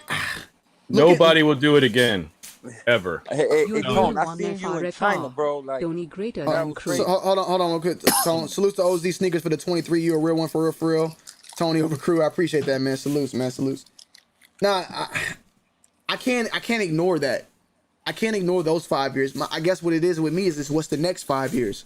How do I top that? How do I make that? Because those 5 years that recently passed was a lot. A lot has changed. So what's the next 5? Like, you know what I'm saying? That's just kind of like the questions and shit. And, I guess my body's doing it now by these new seeds and these new type of things. Is like, I feel like, in my opinion, to be able to top that, like, I would have to become something in the gaming world, and then this podcast would have to become something in its own world, like pure and sample. It's just, I guess, from me, when you do this shit every single day, it's in general, when you're living life itself feels long. But when you look back, that's the part that feels short. Facts. So so every day of something, it feels like long. Like this whole thing I've been doing, it feels long. But then I look back at something that happened 5 years ago, and I'm like, damn, it's like that. Yeah, it's like that. Gone. But the living part is drawn out. I feel like that part is drawn out. So like I said, I felt every single day of the year, but then I think like, damn, we're already in March. We're almost in April. That part feels quick. Bro, don't even get me started, bro. Especially when you decide to have a kid, you're gonna really see time fucking speed up to warp speed, bro. You ain't lying about that, bro. Warp fucking speed. I remember changing diapers. Like, my boy's about to be 7 in August. Yeah, bro. Like, So what? Like looking back, like, bro, it's like it gets scary to say like YouTube for 7 years, or like I'm looking at Nikki like, damn, I've been with your ass for 5+ almost like 6 years. Like, the fuck, like we be talking about stuff like, damn, that was 5 years ago. Like, that shit, 5 years ago, I was looking at that ass. Yeah, Thinking like, about just wishing I could get inside. Solid serious question. Are tired of sneaker tube? Tony D, There's been serious lots of question. YouTubers switching their content or genre, and some walking away from YouTube completely. Am I tired of sneaker tube? There's a lot of YouTubers switching their content. This is the thing. This is the thing in Sotelo that I try to tell y'all, and I've told this. Salute to Kino in the chat. Saw him earlier. I don't look at the community like a sneaker YouTube thing. I don't. What Unbreakable does, what anybody else does, Bull or anybody, that's their YouTube. I'm my YouTube. So I don't like. I feel like I am this Tony D2 Wild. That's my name I go by, and I do sneakers. You can group me with them as far as category wise, but I don't like. I'm trying to think of the best way to say it. Like, you don't revolve yourself or just on sneakers. Like, yeah, like I don't place myself. I don't like. I'm not. I don't. It's hard to say. Like, I'm just not in that. I'm not in it myself. From my perspective, I'm not in sneaker YouTube. I am just me. I got a perfect way to explain it. And that's how it's supposed to be. And unfortunately, I got to disrespect. It might sound disrespectful to people, but I'm gonna be 100. I did what I did. I did my reviews how I did them. I did my unboxings how I did them. I did my got them earlys how I did them. I did my weekly sneaker rotations how I did them. Me. It's not my fault that everybody else is doing those things now, and that has become a part of sneaker YouTube. But to me, it's me. So think of it this way: if I have a video now, a new video series calls the shoe I rock today or whatever, right? And then everybody else does that. That's now sneaker YouTube. But to me, I'm the one that did that, or I'm one of the first people that was doing that. I'm not a part of that genre. That's my genre that I'm just doing. That's just me. So Right. I'm not saying I'm not saying I created every single thing. I didn't create the first review. I didn't create, but like people would say, "Oh man, all the YouTubers are doing weekly sneaker rotations." Tony, why are you fucking doing? You guys all do weekly sneaker rotation. And I would say back to you. I say, well, bro, I was the first person to do it from my perspective. I don't know. You can't say nothing to me because everybody else is doing it. It only bothers you So- because you care. That's Salutes to Sick Kicks, Key Grind, bro. It only bothers you because you care. So yeah, like look, I definitely take ideas from people. I'm not trying to say I did everything original, but what I'm saying is what someone call, I guess this is the easiest way to say it. What someone calls a sneaker YouTuber, I call myself.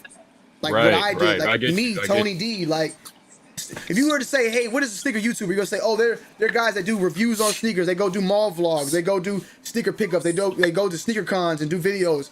I was doing that shit before it was a ShoeTube type of like even name. Like that's what. Yo, I'm gonna say this. Yo, listen, you started doing a bunch of stuff, right? And now it's just kind of you've almost created a standard or a norm. A template. Yeah. So I always like to use this whenever I can, man. When Kanye said back in the day when people would always bite his style, he'd be like, I don't give a fuck. I'll just come up with something else. You know what I mean? They can bite it all they want. I'm just going to keep coming up with something new. You strike me. There's very few people on YouTube that strike me as someone that can escape the template or whatever they've designed themselves and make something different. And you're one of them. You know what I mean? You're one of them. Bull's one of them.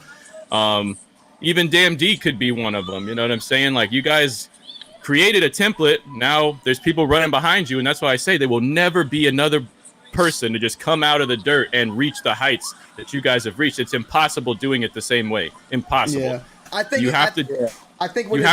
Go ahead, Troll.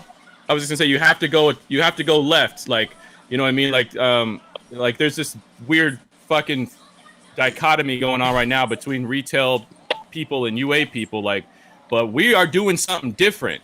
We can possibly reach heights as long as they don't get clapped along the way that you guys reach, but it's a different lane. But then there's gonna be people coming behind us, you know what I mean? Or coming behind whoever was here before. We can make something different. You can make something different. You know what I'm saying? Yo, Sneaker Rehab TV. Do you want to take the link? Because I don't know what you're talking about, man. Y'all making it about YouTube. This is about life. YouTube is a minor thing, dummy. This was about your career, yeah? This is a career talk. We're talking about a career at this point. So, yeah. I mean, you're on something that's revolved around what I do on an everyday. So, I'm not talking about my life. I'm not talking about the problems in my life. Like, if I was to wake up and say, man, guys, I'm waking up and, you know, I'm talking about YouTube. I'm talking about career, Instagram, all that. I'm talking about my career. I'm not talking about me outside of YouTube. I don't have no problem with my fucking personal life. We're talking about my business life right now. So that's why it feels like that. I don't need to talk to y'all about personal life because I have no problem with my personal life. What's one thing you wanting to do that's the probably that you think is challenging and you're hesitant to take that leap? I mean, I'm already, that is you want what I'm doing now. I feel like it is the slowing of content on the main to do more here and on Twitch. I think that's just it. You know what I'm saying? My worry is do I plateau in those platforms? Do I plateau in those things, or do I actually do the same thing I did on YouTube on my main channel? Does that happen there? You know what I'm saying? Do I open that next avenue over there? That's where I'm kind of like. Yo, with your gaming, by the way. Yeah. Right now, the reason people are going there is because of the YouTube, right? Exactly. Yeah. So you're gonna have to, if you want to thrive in Twitch, you have to become something not different, but you have to become embrace whatever the other side of you is on that platform, because now everybody's coming over there because we're used to the YouTube version of you. Well, I wouldn't say that. I wouldn't say that. No, I wouldn't say that either. They're coming. I feel like personally, majority of people that go in there is because of this channel. Okay, that's what I mean. But I don't look at this channel as the YouTube me. Well, okay, there's two parts of me. There's the part that I need to give you the review and give you what you need to get, and then there's the part that you can get to know me more personally. I share some of that on Tony D2 Wild, but I share that all here. This is not at all any sort of message as far as like a product. I'm giving you me. I'm talking how I'm talking, and I'm moving how I'm moving. Right. And Twitch and so what I'm saying is I get people from my food. Okay, I get people from my main YouTube here, and then from here I get them on the Twitch. I feel like I'm speaking on if you want to gain followers that are only existing on Twitch. Now you got to be the Twitch Tony D. You know what I mean? No, definitely. I'm trying to gain people through that platform without having to come through here as well. Like I'm trying to gain people on Twitch without having to go on YouTube and tell people to come over on Twitch, because people on Twitch are already on there. So like it is what it is. Facts. So And that's just something you just gotta constantly like. If I were to do Have you ever gaming, thought about I'd be one of shooting them a movie nutcases that's commercial just for cussing simple people out. LED drop dope hold on a behind the second. scene moments Salute the from it, or a simple collab Sneaker with XO other Sneaker. brands? Have you ever thought about shooting a mini commercial for sample, maybe drop dope behind the scene moments from it, or a sample collab with other brands? I mean, personally, can I be honest? Sample is having its best year ever so far. Ever. I'm not worried about Sample. I'm not worried about Pure. Like, this is about me. Sample right now is having its best year it's ever had within the past. I think we started in 2015. We're having the best year ever. It's not about money. It's not about money. There's nothing to do about money. We made the most money. We probably sold the most we ever did. We got a bigger warehouse. We're doing it. It's Crazy how you get more success when you care less about whether or not you're gonna get paid for it or not. You know what I mean? Yeah. It's if it's coming from the heart, if it's coming from a place that's genuine, Tony like Wild you, is like people will corporate feel Tony, that, and then the money Wild will Full follow. TV is the home Tony on Right. the block. Tony Just Too Wild chilling. is like the corporate I rock Tony. with both, Too but I Wild is like the relate homie on the to block Too Wild chilling. Full TV. I Exactly. appreciate that, Drizzy. Yeah, salute to Drizzy for the $2, man. I was just about to say that because, like, people are hesitant and to. So I even talk like I'll just use me for example. I definitely don't live nowhere near the hood where I'm at now. Yeah. But when I go back to New York, I still go visit my peoples in the projects. 'Cause I still got family there. I'm not too good to go back. Just like you aren't too good to come holler at us down in Section 8 from time to time. Yeah. You know what I'm saying? You still humble, you still show love, and that's why you have a strong following and it's solid. So like no matter what you do, you're always gonna have that support.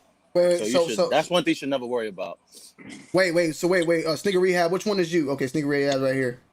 Hold on, I need to make sure he's right here. Okay. I'm gonna bring You ever considered that you might be paving the way right now for other content? Wait. Royal, yes you? Yeah, nigga. Bro, I thought you was what the fuck is I'm hearing a whole different voice. I think somebody coming Greg Greasy at me. Bro. You change your name. I go you Ryan Royal. Hold, before you speak, Sneaker Rehab, hold on. What I was gonna say is fuck. God damn it, it's right on my fucking head. The main thing I was gonna say though, I feel like what's kind of been taken away from everything is the fact that the vlogs are kind of gone now because of what's going on. The vlogs were the best way. I got them early, but the vlogs with the homies collabing and sneaker cons, that really let me be me on that channel. You know what I'm saying? Yeah. But you can't be around those people. You can't be around because of everything that's going on. That hurt in a form. But yo, Sneaker Rehab, go ahead, man. Tell me what you're talking about. Go ahead, man. Nigga, I was saying, yo, like, I understand your life for like the past couple years has been revolved around YouTube, Twitch, or whatever. Not just YouTube. You feel me? Like, slash that statement. When I say YouTube, I'm talking about everything, my nigga. You ever try to like take your sample brand? Cause you got clothing brand. You rap. You feel me? You do video edits and you do all that shit. Why you ain't never try to collab with somebody? You know what I'm saying? Like, take it that route. You know what I'm saying? Like, Rehab, I've been trying to get him to collab with me on a track for 4 months now. This dude had a beat. I get what you saying, my nigga. But I'm talking about something at a higher level. You know what I'm saying? Like, get out there. People know who the fuck you is. People know who Tony D2 Wild is. You feel what I'm saying? Like, I feel as though once you get that, it don't even gotta be a collab. It don't gotta be a sign off. You feel me? I just think you just need that one thing that propel you. You feel me? And YouTube, because you already been on YouTube and doing it for so fucking long. Maybe you've been doing Twitch for maybe not as long, but people know you from YouTube and Twitch. Once you get out that realm and get another what's the word for it? Another audience that's not YouTube, that's not Twitch. You feel what I'm saying? Like, I think that's what's going to be the one that's going to set you off, my nigga. Like, you got the clothes, you got the fucking, you know what I'm saying? Even if you don't rap, you feel me? You got the clothing label. You feel me? Like, you get yourself a fucking get a fashion show, do a Yeezy fucking fashion show, get some models. You know what I'm saying? Set that shit up, looking nice. You feel what I'm saying? Really show niggas like. You know what I'm saying? YouTube cool, but you know what I'm saying? I got some other shit out my sleeve too, bro. Like I said in the chat, I was homeless like 7 fucking years ago, bro. 7, 8, 9 years ago, I was homeless, man. I got a nice nice big house. You feel me? Like I got everything I need. My people's ain't want for shit. I don't live with my mom. You feel what I'm saying? Like I got my own. You know what I'm saying? Like you been working, and I've been doing the same shit. Like what can I do? You know what I'm saying? Like cause I ain't done. I ain't settled. I'm not comfortable. What can I do to get myself on the next level? You feel me? That's why I started YouTube. You've been on this shit. You feel what I'm saying? So now it's time for you. You know what I'm saying? So Like, all right, let me set myself aside, apart from these niggas. You feel what I'm saying? Put myself somewhere else. Cause I feel like Kais had that problem too. Now he's doing some other shit, but it's still YouTube. Ain't nothing wrong with that. YouTube is just shit. You feel what I'm saying? But you can do some other shit too, but nigga. Hold on 1 sec. Okay, I'm gonna respond to that. I got what you're saying. I'm gonna respond to that. Let me make sure. Yo, Derek Flocker Rose, you there? Yes, sir. What's going on, folks? All right, yo, Dot B, I got you down below, brother. I'm gonna get you into. Not much. I just want to confirm. Wait. Oh shit. Did E1 just dip out? Okay, my bad. E1. Dot B, you there, brother? Yeah, what's going on, bro? All right, bro. I'm gonna let y'all in. Hold on 1 second. Dot B, what up, man? So okay, so Snigger, I get exactly what you're saying, and I agree with what you're saying. The only weird thing is, a lot of motherfuckers that are not in YouTube are trying to get into YouTube now, so it's almost backwards. Like you got motherfuckers like Will Smith that create the YouTube channels, and you got people that like Kevin Hart. Everybody's trying to get into that YouTube atmosphere. So I'm in a platform that's actually like where everybody wants to be. So trying to go. So trying. Been here, you feel what I'm saying? So now they need to see you in a different light, bro. They gonna know you from YouTube. They gonna once some kind of people get on YouTube and they go through and you know what I'm saying, they gonna know Tony D2 out from YouTube. You feel what I'm saying? Tony Oh D2. yeah, you don't think Will Smith cops Jordans or gets Jordans all the time and doesn't know who Tony D is? I'm pretty sure when niggas type in sneaker, your channel pops up, bro. Yeah. Yo, that's how I found you, Tony. I just typed one day. I was bored, man. I'm in the crib, and I typed up sneakers. And you pulled up, and I started watching you. From you, I started seeing Troll and started seeing all these things. That's like, oh shit, this shit is dope. You know what I mean? Yeah. I'm a street dude. I'm in the street all day, but like I've been in the crib for the past 4 months. You know what I'm saying? 5 months, just watching y'all entertained. You know what I'm saying? Yeah, I get it. I what Sneaker Rehab is saying, I get it, and I respect it. Like what he's saying in a way, it's different. It's just something else to help propel. But like for instance, being one of a fucking like for instance that Desi, what's his name, Desi, right? The comedian. He's in Atlanta. Y'all know who Desi is, right? Yeah. Like being one of his fucking skits or some shit. Like oh shit, like that's on. He popping on Instagram and Twitter, and his shit be spammed every fucking where. Like I guess he's just saying get the fuck out of this the platform of YouTube itself and trying to collab with other people. Agent? Oh yeah, I got an agent. Like you don't want to pursue acting. I mean, you know what I'm saying? I know some people in the act. I already told Lena Wade to goddamn hook me up pretty soon. She said she got me. I'm gonna be in something soon, man. Yo, for real though, I want to stay on this topic, Troy. I want you to stay here because I'm about to lead this into a whole nother topic, but it's really based and connected to this.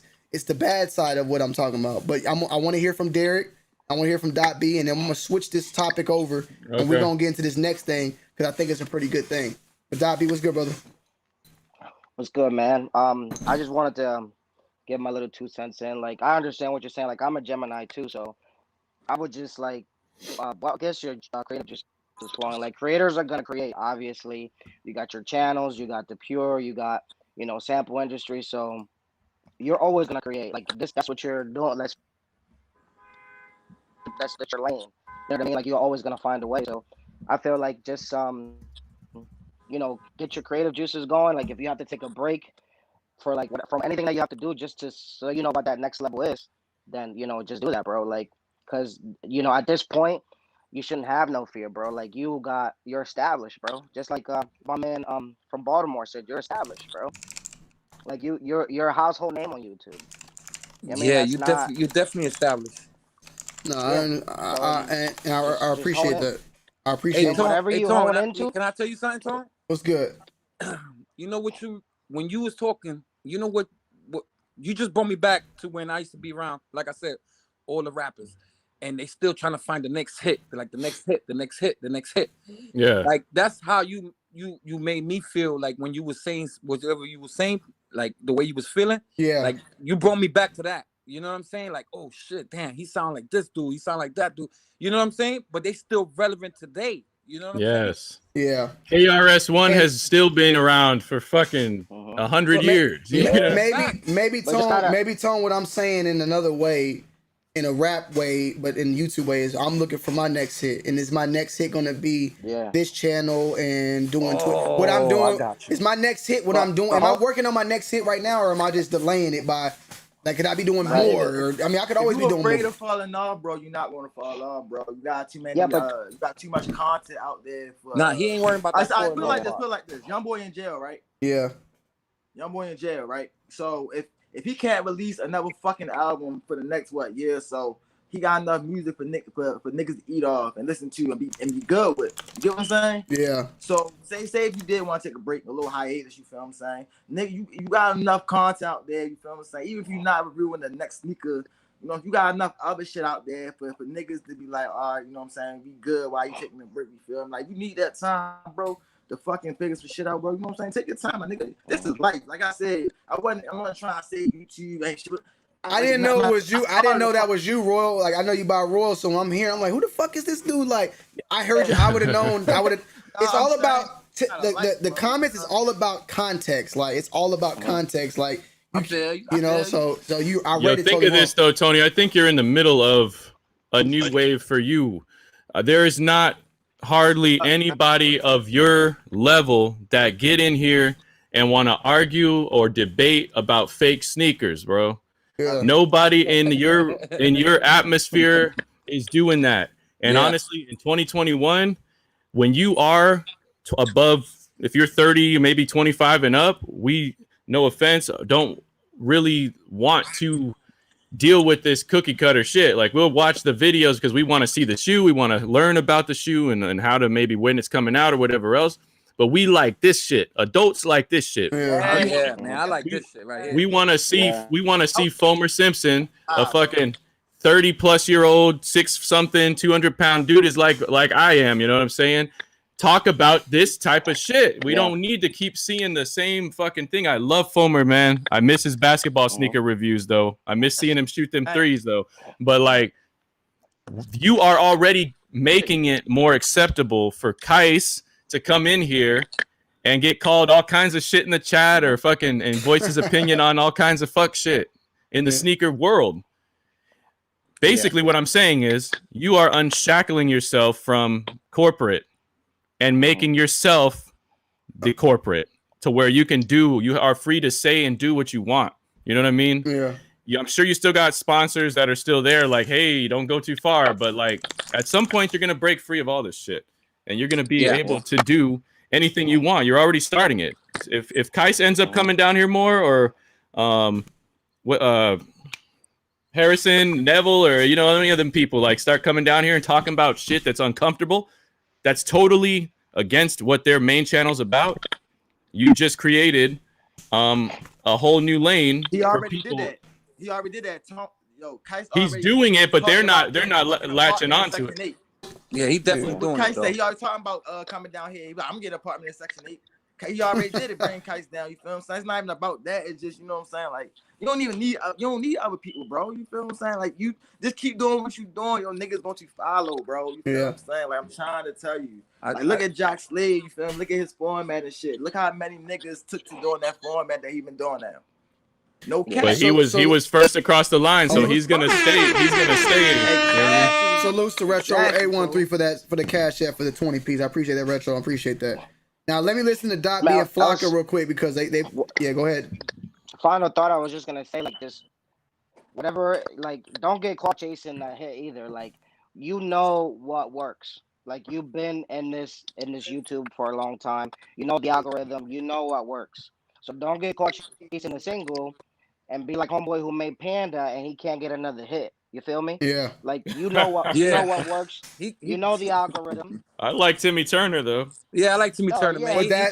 But that's Dot B. That's where this is about. Like, that's the other side of the things is like, am I going too far by trying to push this channel and pushing Twitch and then trying to chase this one over here and then I fuck up what I had going for me. This is changing YouTube.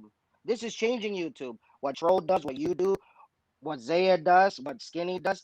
Nobody Yeah. does that, bro. Nobody does these lives. Like I would have never. I even said it when I first started coming around to you guys' channels. Like nobody gets this opportunity to talk to people who are doing this or like they have an opinion based on the sneaker culture. Like it doesn't happen, bro. So the Hey, Doc, mold's already changing.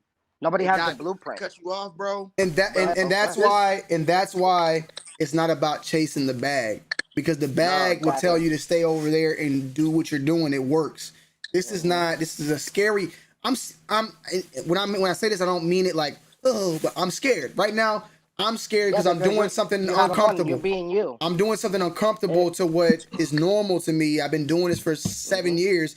I'm scared of the risk or the thoughts, the evil thoughts going on in my mind. I have not seen any of the evil thoughts, but they're still in my mind right now. Like, yo, are you doing the right thing? You Is taking this away. really gonna work? Yeah, is it gonna work? Or, Yeah. hey, bro, you over here doing Yeah. this too much and you ain't focused on Do Tony you D. have a specific idea in your mind right now that you're thinking of doing that you're kind of like, I don't know how people are going to take to this, or?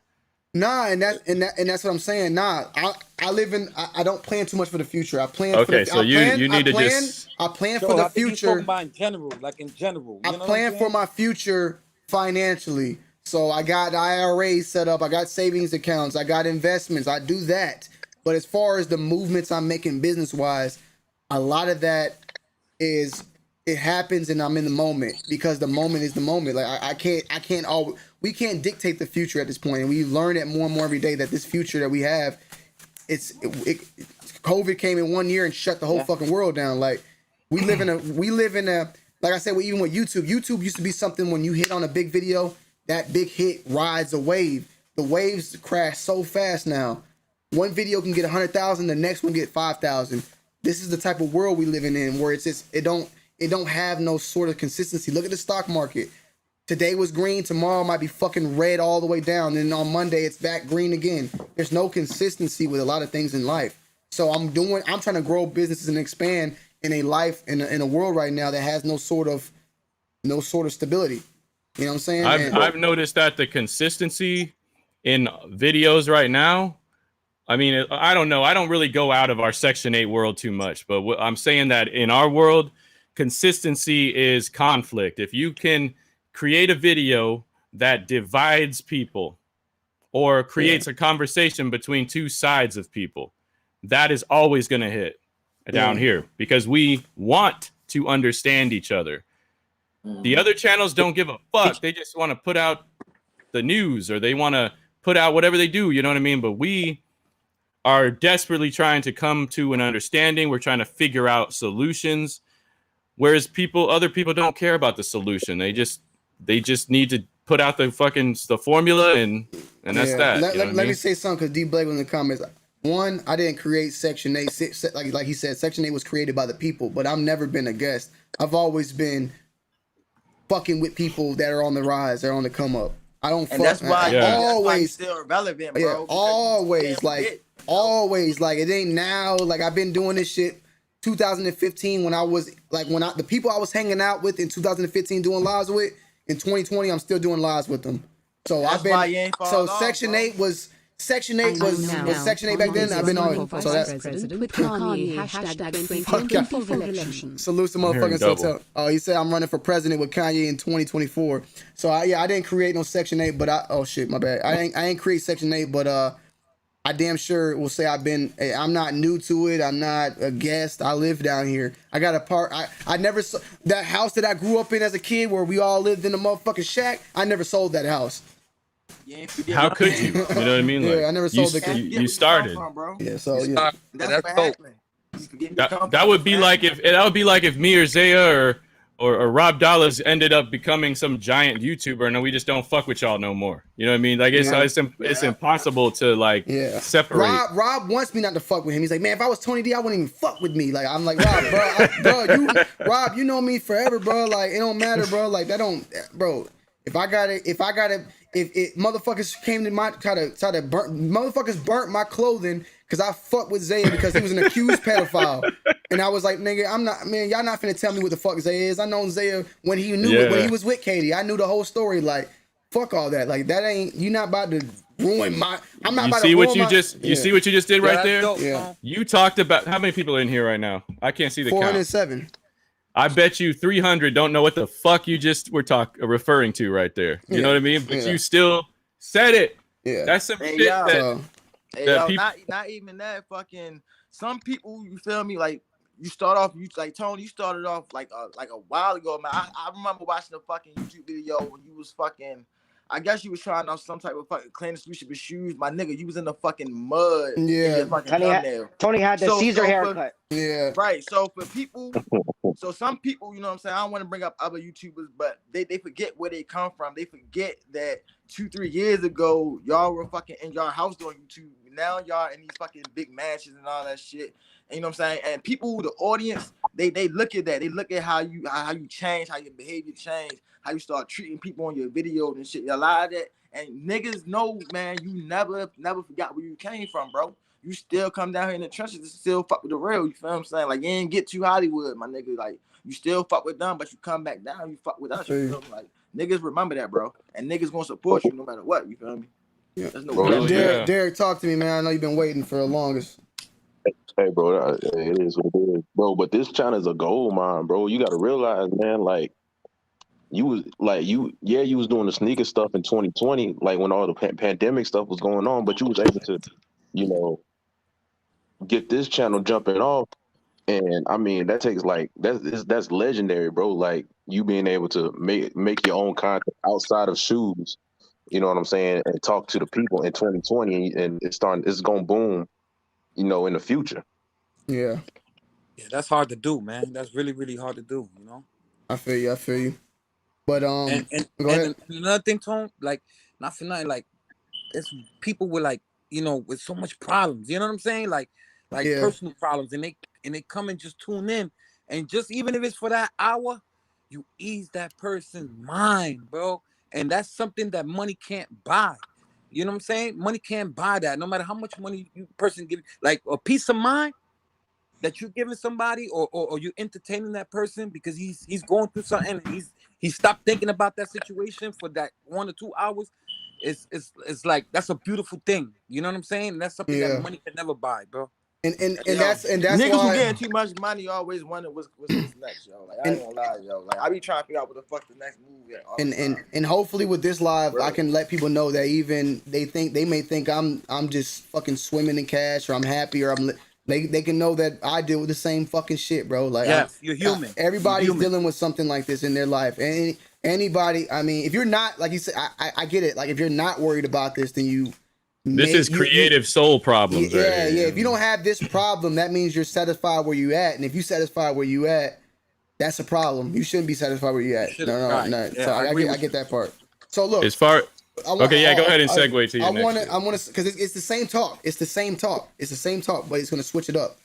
So, it was the topic was living the past equals no future, and what I meant by that was basically that people, like, we tend to base everything right now is off the past, whether it's the sneakers that are releasing, the hype that's around the clothing, whether it's vintage, and the people that are out doing things love to look back in the past, and they're still living in that moment. And my question to that is, if you live in that moment, or if things are all based upon things of the past, we see so many trends from the 80s and the 90s coming back.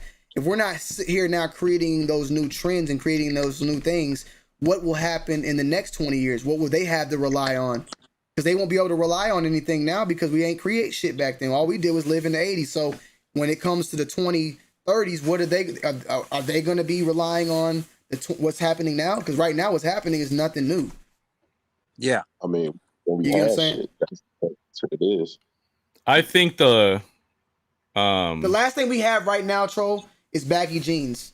In like the 2000s, like the Nelly, the Air Force Ones. Like, I feel like the 2010s was not, well, some of the 2010s, the 2010s was bringing back Levi's and skinny jeans. Skinny jeans was popping in the 80s. The Adidas, which was popping, was Superstar. Like, I remember I was rocking these heavy, and a lot of the things that was going on in the 2010s was recreation and reenactments of what was going on in the later years. And now we're in it's not just then. Early 2000s, late 90s, chicks were wearing bell bottoms again. My folks were like, why the fuck are these back? You know what I mean? Like, bell bottoms. I don't think I think it's a recycle. Go ahead, so you get my question fully though, right? You get what I'm saying now? You're saying what is the future if we've constantly been living in the past? Look at like for instance, look at Los Angeles. It's living in the past. New York is kind of like, I think New York is a little ahead is currently always ahead of itself, so it's never. Yeah, I was gonna say I ain't gonna lie, Tom. We always trending. You know what I'm saying? Yeah. Because we fast. Everything here is fast. You know what I'm saying? Tom, what I mean by that is like you guys are constantly like when you go to New York, there's like skeletons on every fucking building because y'all are never fully finished. It's always something's always in progress to where you can never fully enjoy New York because it's always something new. I wonder why that is. Is it because they're like right on the fucking ocean and like people from other countries are coming in, bringing in? You know one thing that I noticed living in New York all my life. You know what I'm saying, and living out of town, it's like we are fast. It's a fast paced thing, so everything is constantly changing. You understand what I'm saying? And the one thing I did notice, you know, is like when foreigners or other people from other countries come into New York, you know, they seem amazed because they never seen these things. They never seen tall buildings. They never seen such, you know, beautiful places. And you know what I'm saying? Hold on, Tom. I gotta clap because my man Christian Terry said Los Angeles living in the past. You living in a hick ass state.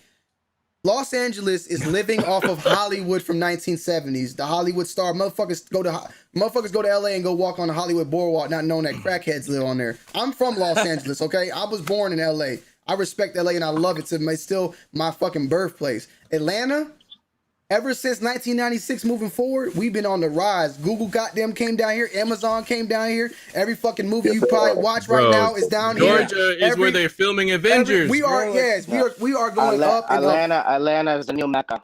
Exactly. Right now we are moving up, unfortunately. Atlanta's in Hollywood. And I'm not being biased. Go ahead, Tom. You're 100% right. Everybody that's even want to become a rapper or whatever, they flying down to Atlanta. Yeah. You know what I'm saying? They're not even trying to pop in New York. They're trying to pop in Atlanta first, and then, you know, because one thing I did learn from being around rappers is like the last place they want to pop is New York. You know what I'm saying? Because they look at the whole world. You know what I'm saying? It's the whole world. You know what I'm saying? Let's be honest though. Like I was a full-time DJ for years. That New York comes up with a lot of new shit, but because they're coming up with a lot of new shit, a lot of that shit be sounding whack to us over here. By the time it gets to us, we be like, that shit is fucking trash. We not playing that shit. You know what I mean? And it's funny, Troll. I didn't even think about that from your perspective from Las Vegas.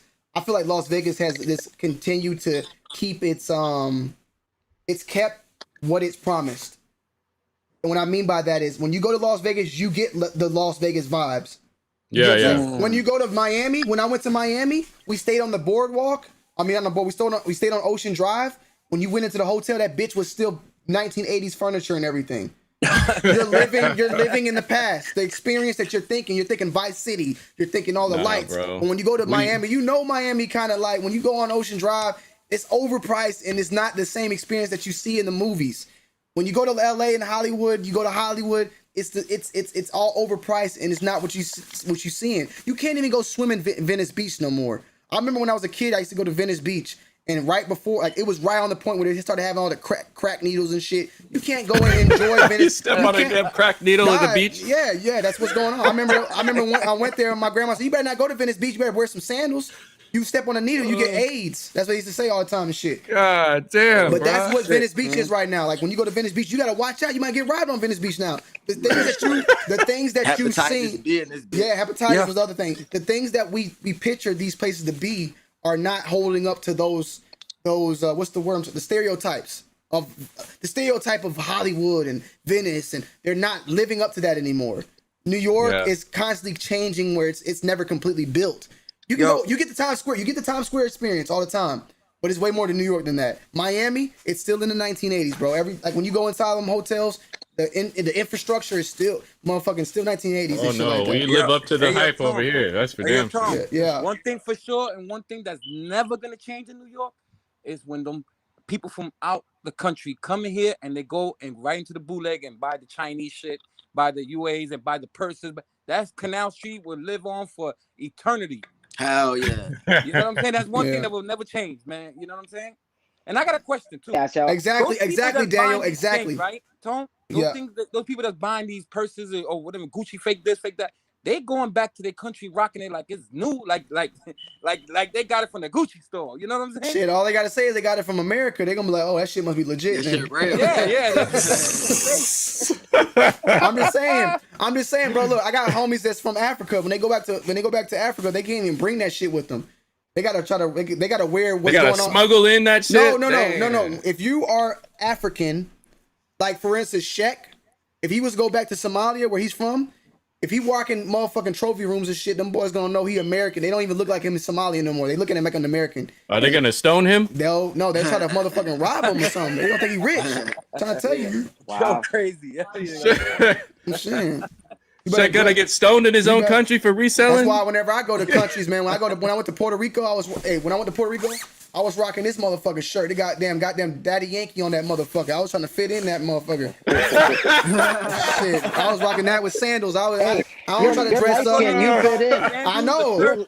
You're like, can you fit in? Hey, wherever I go, I try to fit in, bro. I don't try. Yeah, you can pass for. You could probably pass for Puerto Rican. I gotta. Hey, my fiance. I thought you was Puerto Rican. Bro. My fiance Puerto Rican, so if I'm walking with her, whatever. You want to speak Spanish to me? I bet what he's saying.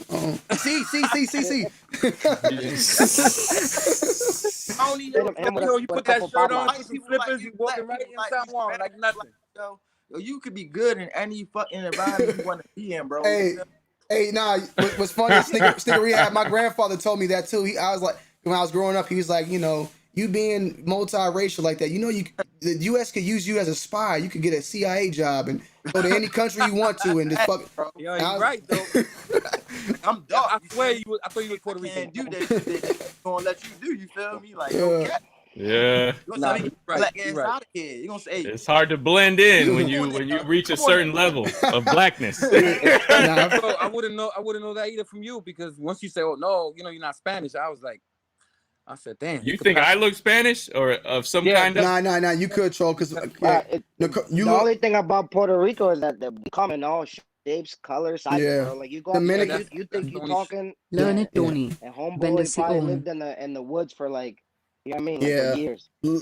Dominican and Puerto Rican, they don't have a skin color. There's no skin. It's just like out here. And I was watching that guy Queen Flip. He was pretty cool or whatever, but he was saying something about like, he don't think that Spanish people should use the N-word.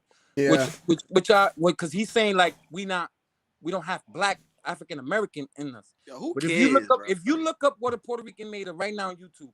I mean, on Google, whatever, it's gonna tell you.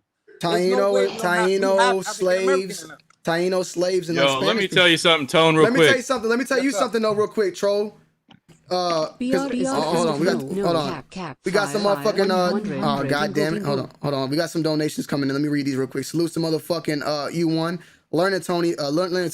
Bendición. I always say it wrong, bro. I'm always wrong. Bendición.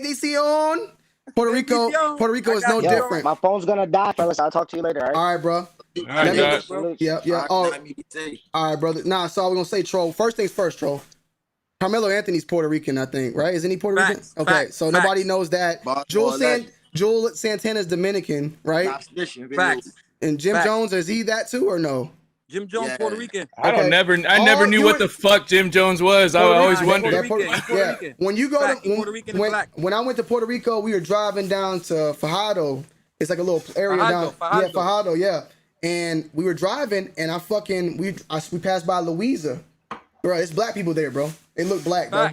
And I was like, yo, what the fuck is going on? Like these motherfuckers, they look like black. You ask them a question, they speak Spanish to you though. So it's crazy. You know what it is, Tone? The slaves, right? Well, poverty in Santo Domingo is like a real big problem. You understand what I'm saying? Like real poverty. Like they can't even find something to eat, and you don't know if they're gonna eat or not. You understand what I'm saying? So they go and cross that water and come inside Puerto Rico and stay in Puerto Rico and live in Puerto Rico. So most of them dark people, they coming from Haiti and Santo Domingo into Puerto Rico, and they get to live there. You feel what I'm saying? And have a better life. Yeah. Because I was watching something, and the guy said, "Look, he said, why are you gonna because he was on a plastic boat or whatever, like one of them boats they made up, and it didn't make it.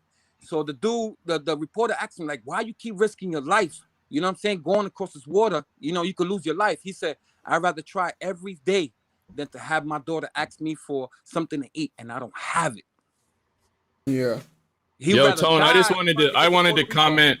I wanted to comment on your comment about. I think you said it was Sheck who said whoever shouldn't say the N word. Oh no, That's Queen's Flip. Queen's Flip. Okay. I'm one of the few black people that don't say it. I mean, you might hear me slip once in a while if I'm mad, and I mean that shit as an insult for a reason. You know what I mean? Because my folks grew up in Alabama, this fucking backwater ass Alabama motherfucker. Like, you know what I'm saying? They grew up there, poor as fuck. I'm talking about they no indoor toilet, nothing. My grandmother is so old that she literally was a slave for a short period of her life. She got out during the time that, you know what I mean? Like it was like she was basically like a house fucking all that shit. That's what I would be pretty much. I would be the stories, bro. The fucking stories that my folks and my grandparents used to tell me about how they lived out there and how that word used to hurt them so. Like, I was just like, yo. Yeah, I know white people who really grew up in this shit though, and they use that word. You know what I'm saying? I don't be having no problem. Shit, I don't have. I mean, it's like, hey, Sneaker Rehab. You heard G Real. G Real said that shit in the video when he said, "I got time." He was saying the N word. I get exactly what you're saying. You grew up in this shit, bro. But let me tell you, area or situation, and you've been living like that, bro. You feel what I'm saying? That's what you was raised around, bro. I know. I got some white brothers that's really gang. You feel me? And they say that shit. And I don't be having no fucking problem with that shit. Yo, when I hear a white person saying that shit bothers me for sure. I respect what you're saying, Tro, and I agree with you because of the age I'm in, and I never taught my kids to use that word. But me and my friends growing up in Brooklyn, Brownsville. I know how New York is. That's why I don't get out here and fucking act crazy about it. Hear me out. So when I don't have a problem with it, but I have a problem when people say like, Alabama or let's say Texas or whatever, like slavery. Yeah. Slavery was in Puerto Rico, my brother. My great grandfather is black than Nat King Cole, my brother.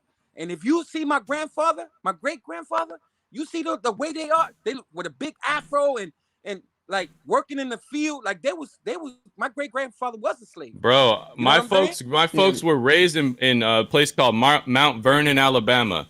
I haven't been there since I was like 19, 20. But even back then, 20 years ago, there were still buildings that were fucking like rotting with no colored signs in the window, bro. Like that shit is still there. I'm gonna say this. I'm gonna say this, and I'm not here to say what's right or what's wrong. But when I hear someone of Hispanic say it, I kind of the N word has transformed to me over time as a word of minority. All minorities. Minority, yeah. Now, am I here to say it? Everybody is my nigga until they not. Am I here to say it's right? I'm not gonna tell you it's right or wrong. It's just that's what I see it as. I just think that you should choose. Like me, I don't say that shit. Like if I'm with, let's say I go out with y'all guys, I'm not using that word. You know what I'm saying? Because even though me and my peoples, like this is all we know. Like in Brooklyn, Brownsville, this is all we know. This is how. Yeah, I know, man. We once had this debate on here. I don't know how to like. Yeah. Let me explain to you. When you around me, when you around certain people, I don't think anybody should use that word. You understand what I'm saying? Like when you around, like, because it just sounds like real negative to me now that I'm older. You know what I'm saying? And sometimes, like you say, I'm gonna be honest. It slips out. The day that word completely just fucking fades into the nothingness, like that's how I know that that we might have made it to equality. Honestly, like I mean, I don't think the word is. I know how the word is used. It's not meant to be an insult or derogatory. So Troll, let me say this. The thing is, the problem is that there's two sides of that coin. When it evaporates and it's no longer there, you feel good. The other way, which the people don't want to hear it, but I believe it in a way, but I don't want to hear. I still don't want to hear it. I don't want to hear the word. But when it gets normalized, it also loses value. If that's true. That you know what you're right. You're right. I don't want to. I'm not saying I want to hear everybody be able to say it, but when it's no longer even having value, when the motherfucker don't even feel it no more, that's where it's like people moved on. But I think that as long as that is attached to our history and it's like your grandma or somebody's great grandma was still a slave, it's gonna always be something. That's just the stories I was told, bro. And like 10, my 12. folks were, If you call a girl right now, like, let's put it this way. I'm not trying to normalize it. I know somebody could take it the wrong way, but if I go call a girl, hey man, shut up, you whore. It's different if I say shut up, you bitch, or you hoe. No, you got to use the word cunt. Yeah, well, what I'm saying, hate that word, bro. When you watch those old motherfucking fucking Game of Thrones, they were calling bitches whores and shit, right? Yeah, you call a girl a whore now, they might be like, what the fuck? Like, they're not gonna react the same if you call them a bitch or a hoe or a thought. Basically, if I call a girl a whore and I call a girl a thought, she gonna react off a thought before she reacts off a whore.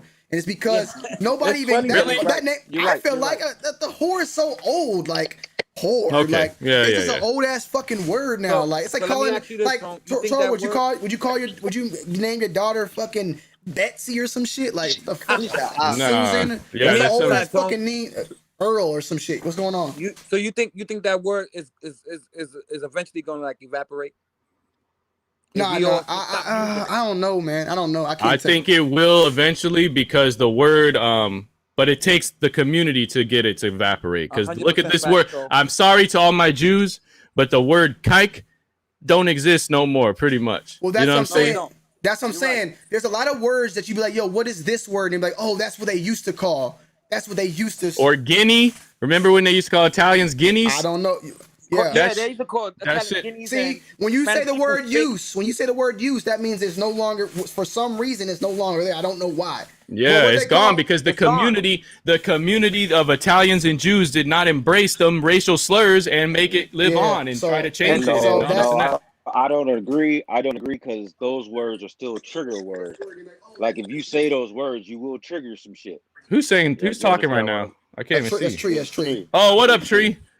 Yeah, those words are used for like they say you want to fight. Those are still triggers. You know what I mean? But when you say nigga, like I use nigga as a term of endearment. Once again, bro, I get it. You are a nigga. You are my nigga until you're not. You understand what I'm saying?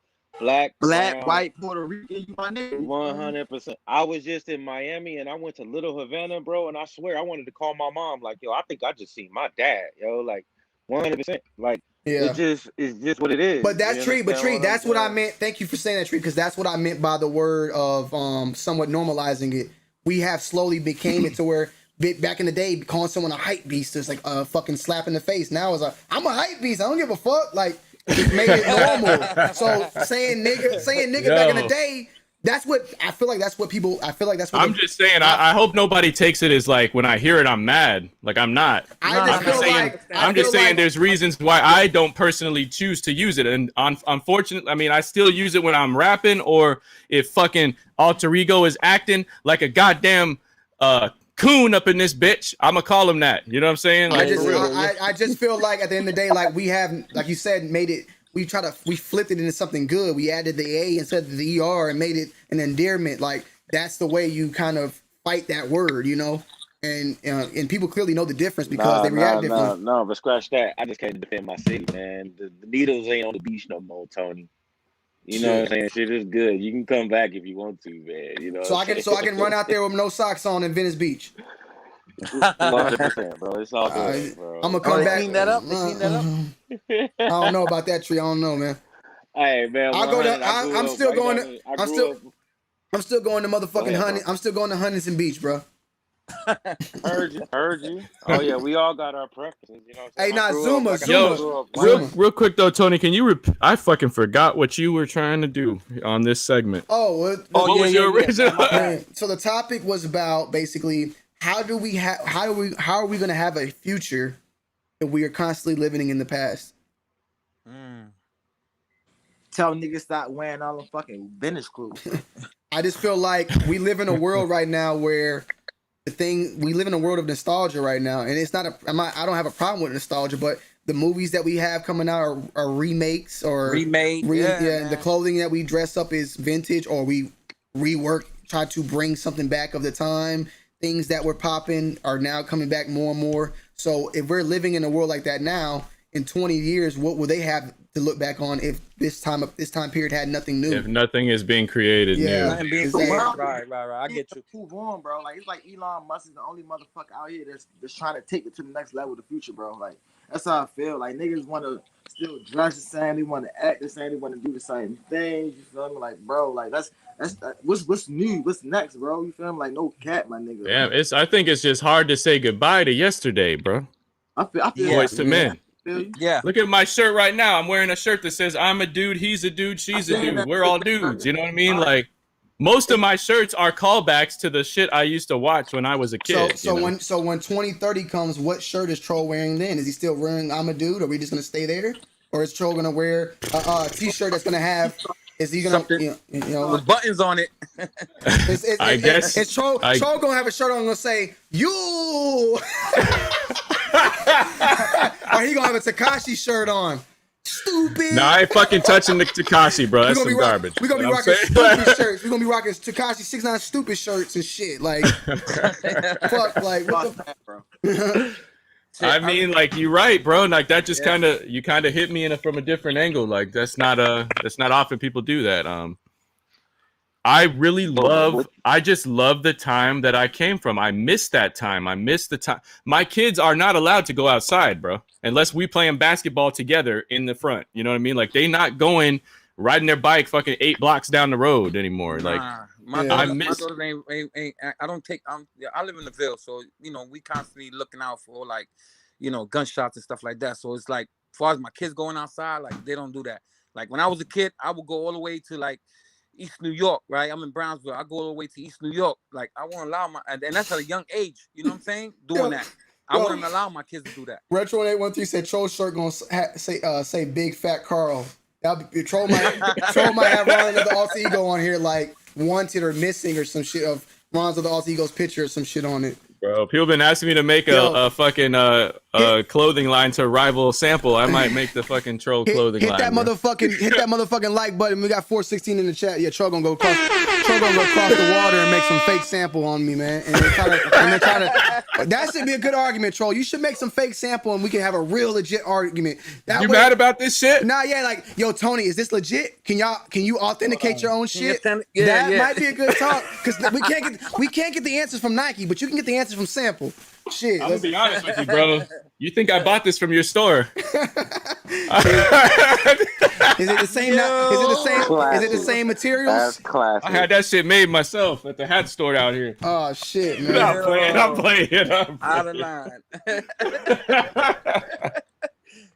But I remember, Tone. I remember one time I was buying them ones for $110. You can't even find ones in the stores now.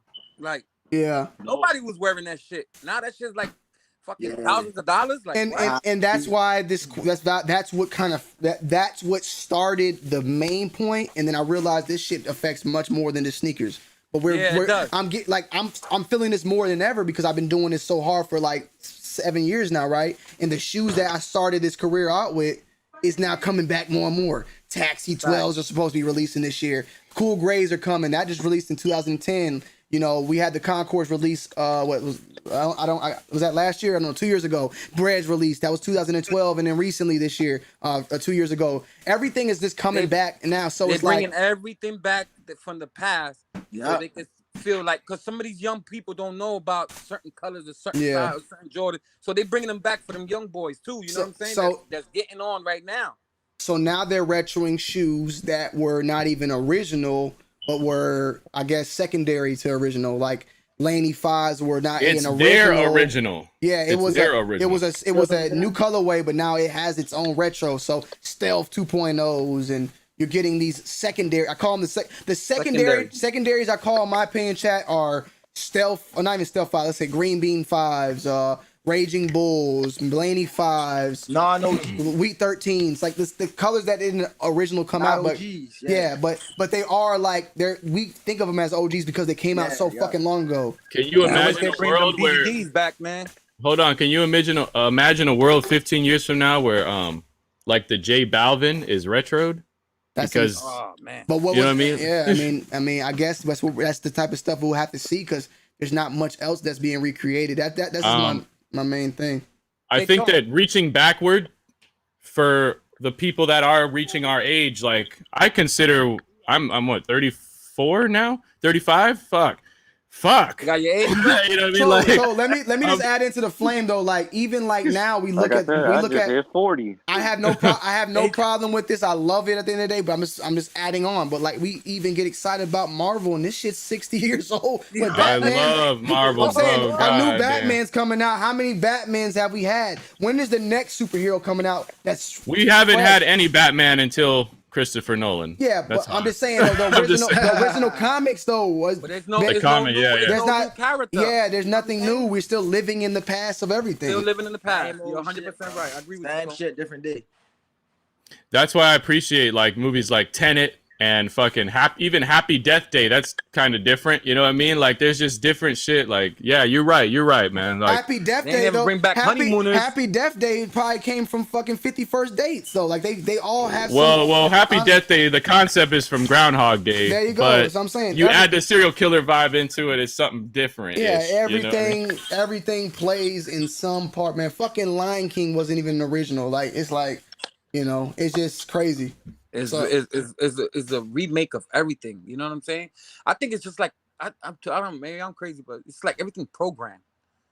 It's already programmed in your head. You know what I'm saying? So once you recognize it again, oh yeah, boom, all right. You know what I mean? Your That's brain why- goes back into That's why the dunk contest is how it is. Like people. yeah, it's whack. It's Yeah. whack. Aaron Gordon and Zach LaVine definitely did something brand new. That felt like the best dunk contest of. That was the best. That was one of the best dunk contests I ever saw because Yeah. they brought something different. They didn't Yeah. just do the same dunks and same moves, and you know what I'm saying. And they robbed Aaron Gordon.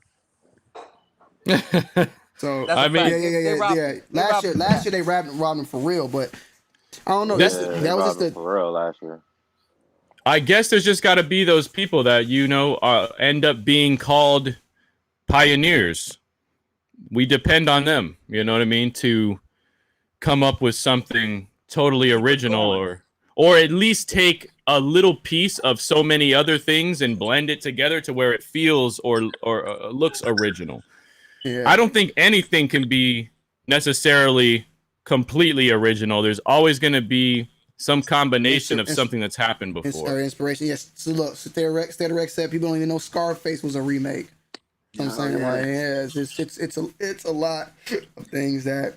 Yeah, I mean, the originators of everything came when the invention of technology was created. When some new technology is created, the originators to manipulate that technology are right there behind it. Like, but what are we getting now? We're not getting shit new. We're just getting a bunch of shit that's being pushed further and further and further. A graphics card is being made with more gigabytes and computers with more RAM, and we're not getting like a whole new computer that's stuck. We can't just fucking wave our hands and now some digital screen just shows up because somebody created a fucking implant in our ass. You know what I mean? It's like something like that. Like, oh, that's being created already, Bill. There's somebody with that trying to get out that technology. One thing I will say, and my grandfather told me this. My grandfather to me was one of the most brightest men that I ever met. But he told me how life itself or intelligence itself was like this. And he said once the 60s hit, the shit went like that. Something happened. Drugs? Drugs. People say the aliens was popping back then. The aliens came down and gave information to Ronald Reagan and all, whatever the fuck. That was in the 80s, but Richard Nixon, I think, or whatever the fuck. But supposedly in the 60s, something happened, and that's where a lot of things happened. A lot of things. Shrooms, LSD, acid, all that shit happened in the 60s. That's what happened. So a lot of things changed then, and like you see, a lot of things come from. Like I said, Batman is. Don't you bring your Gerber baby little Nicky sounding ass up here. This troll Magden extendo clip go crazy. Salutes to Ford. You finna get slapped again and again and oh again. Shit! Is Dell's up in the chat or something? For What? Dell's, don't bring your Gerber baby looking ass, little Nicky sounding ass up here. That this troll Mageddon extendo clip go crazy. You finna get clapped again and again and again. Damn. Wow. Yo, heavy. I guess I don't know if Dell's was in the chat or not, but somebody just let him know basically if he comes up here, he's getting clapped. What's wrong with those? Somebody got it out for Dell's. They didn't like. Yo, that wasn't me though. No, he's just saying that he has it. Well, once again, Troll McGregor created the clip. And now there's a Trollmageddon clip. There's a repeat of history. So basically, this is from when Jacob came onto the show, and somebody didn't like how Dales was questioning Jacob and what he was doing. They didn't like that. Oh, are you talking about when, when Jacob said he was hopeless and Dale's like, why? Yeah. They didn't like that. So that they're sitting on that. So there's a 50 piece still out there for Dales apparently because of that. Bro, that shit had me dead. I'm sorry, man. Yeah. But Damn, man. But yeah, man. I mean, I don't know. That was just something on my mind, man. It was something that it's, you know, I just was questioning like where we go from here. Will there be another time when we're in that age, or are we just gonna continue to have, you know, base our lives off of the past and I guess create little new things here and there with it? I don't know, but there's always gonna be, and no offense to either side. No offense for real, because we can't all have that. We can't all be Einstein or fucking Beethoven. Yeah. But there's gonna salutes to Dot B for the 399 said 80s was the crack baby era. But there's always gonna be leaders, and there's always gonna be leaders and followers. The leaders are, after enough history and time has gone by, are called pioneers, originators, creators. And we like I said, we got to depend on those type of minds, whether it's drug induced or not, to do something that shakes things up. You know what I'm saying? Yeah, just a little bit, just to get it going. And what also adds on to what you're saying, which also, in my opinion, is probably the number one, at least for the NBA. But I think overall too, is we sometimes just got to accept evolution. We're not there yet. We're not at that. We haven't reached that next evolution part of our physical body for the dunk contest to go between the legs 2 times, or the mental where we create a new formula that is able to cure this disease or aging or whatever. We might just not be there yet. We might have been. Yeah. We might be at our capacity. I'm with you on the de-aging, the curing of diseases. Well, I mean, I'm sorry to cut you off. I'm still waiting for somebody to jump off from the 3-point line and get that dunk. You do that, then yeah, we elevate it, man. You understand what I'm saying? I still haven't seen nobody. And I think, you know what, you're probably right. That's probably 100% the connection between your mind and your body. Something in our minds is telling us we can't do it. This live stream. You know what I mean? Salutes to Chill. Yeah, I agree with you, Tro. Salutes to channel Chilltown. Salutes to Tony D. Channel Chilltown approves this live stream. I appreciate that, Chill. Go ahead, Troll, because you said you didn't agree. You seem like you didn't agree with something though. I don't agree with the we haven't reached the level of curing diseases. I feel like there's just a basic thing where you can just reverse certain things or effects of a disease, and they can create the chemical opposite to cure it. They just don't because of money. Right. But as far as the what was the other thing you said? The this is physical, the physical body of evolution. Yeah, the physical part. That part we may not have reached to where we can tell our brains. Yeah, you know, when you get to that 15th rep and it's like, oh fuck, I can't go. There's something in our brain telling us we can't go. Yeah. You know what I mean? I agree with you. I agree with you on that. Yeah, and you know that they're saying that we only use like what they say like fucking 5% of our brain apparently or some shit like that. So yeah, I mean that's just another thing. I mean, I just feel like right now at this point in time we're doing a lot of good things, but we're not. The creation of new ideas is not. It seems like at least in our little area of things, it's just a lot of things we see on TV, a lot of things we see on clothing, a lot of things. Like for instance, for me, Troll, right? Like no cap, this stand right here, this look in my room is a 70s look. I went for a more rustic 70s feng shui, all wood, and the whole. You know how in the 70s it was like modern, but it was like futuristic curves and shit. I went for that. I like that. I like that type of thing and rustic, and it's all kind of old school like. Sometimes some people do like the more modern look and all that, but I mean, we all play a part in that, just living in the past almost in a way. Yeah, we're guilty of that. But honestly, like the thing that's crazy about it is like if you design that after the 70s, in the 2000s, and nobody else is designing their shit like the 70s, you appear to be the original. Well, yeah, more original person. Yeah, you know what I mean? Unless somebody show a picture of it, but you are the original. So maybe that could play a part as well. Is that kind of like how we said with the N-word, when we don't know, when the people that are growing up no longer knows the origin, it appears new to them. Yeah, shit that appears new to us probably ain't even new to us because we don't know but we don't know the or. Somebody who sees Scarface on like me, I knew about the Scarface remake or the original, but I didn't know about that till later on in life. So there's a lot of things that kids are gonna see now and think that this is the first, like they're gonna see shit, think that's the first time, not knowing the history. So it may we might be feeling like we're seeing original ideas, but we don't know that it's all. Yo, you know what? What? And chat, don't fucking flame me for this. I swear I'm not trying to toot my own horn, but I want to hear it from Tony because he's been around YouTube way longer than I've been around YouTube. Yeah. Have you ever? I hate, and I've always hated the way most of these people unbox sneakers, right? Yeah. So in my videos, when I unbox them, it's like boom, boom, boom, boom, boom, boom, boom, boom. There's all this crazy shit going on. Have you ever seen anybody do it lightning quick with effects to the point where I'm stabbing boxes and fucking blood is coming out of the box and all that shit? No, I ain't seen nobody. I haven't seen nobody. Okay. So I can finally say I've originated something. So if somebody else starts stabbing boxes with knives and fucking blood is squirting out of that shit and all that, It came from you, bro. came from me. Okay. Yeah, you originated. Okay. All right, we on the originated tip. Tone, this for you and Tro. Why can't we just originate our own sneaker and stop making Nike billions of dollars? Making Nike with our sneaker? No. Make your own sneaker. Well, I honestly don't know, but I would say that like we're in an age now where like, bro, like big money keeps us they have some sort of like getting control. Getting into shit is not easy. Like being able to break through. Let's say this. Let's say Tony actually sketches a design, goes to his local university to the fashion fucking part of the school, and has the fashion kids make his design reality. Right. Once Tony goes to promote that shit on TV, on social media, somebody somewhere with enough influence and money is going to cut his ability to push that product out, is what we suspect is going on here.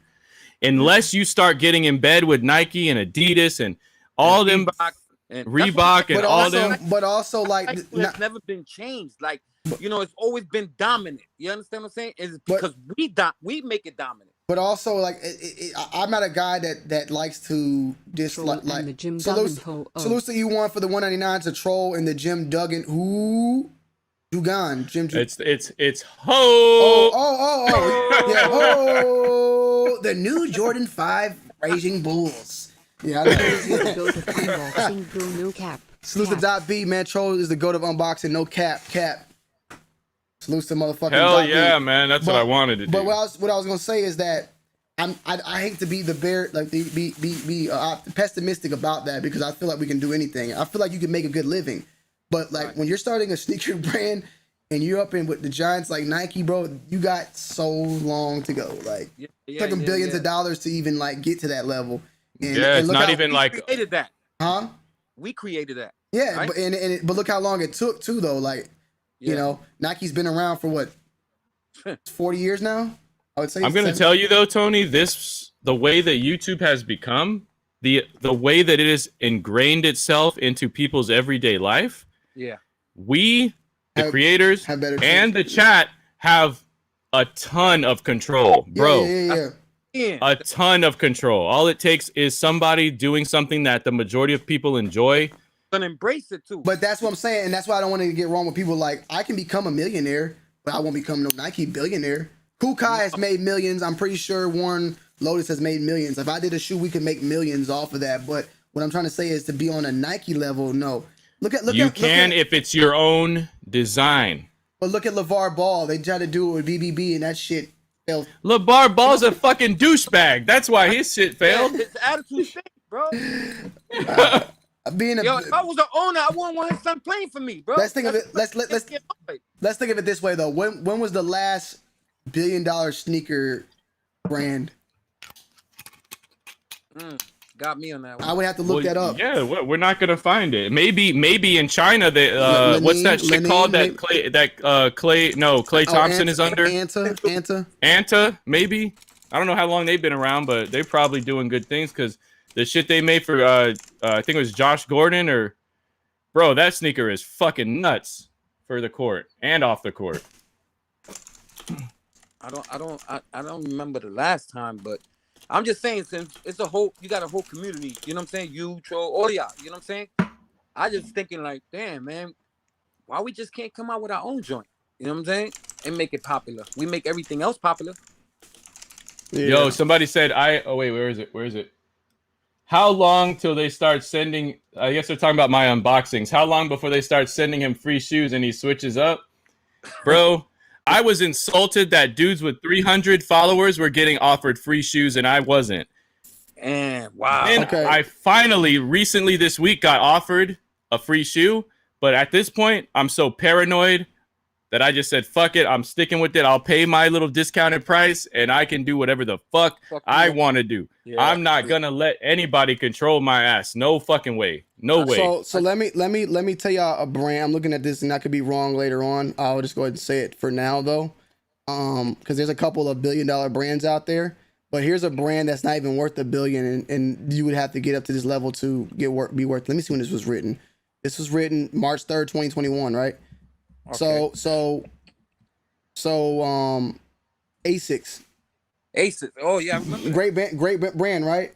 Yeah, yeah. Their net worth is $20 million. And they've been around a long time. Launched in 1940. That's what they're saying. So their notoriety exceeds their money. Exactly.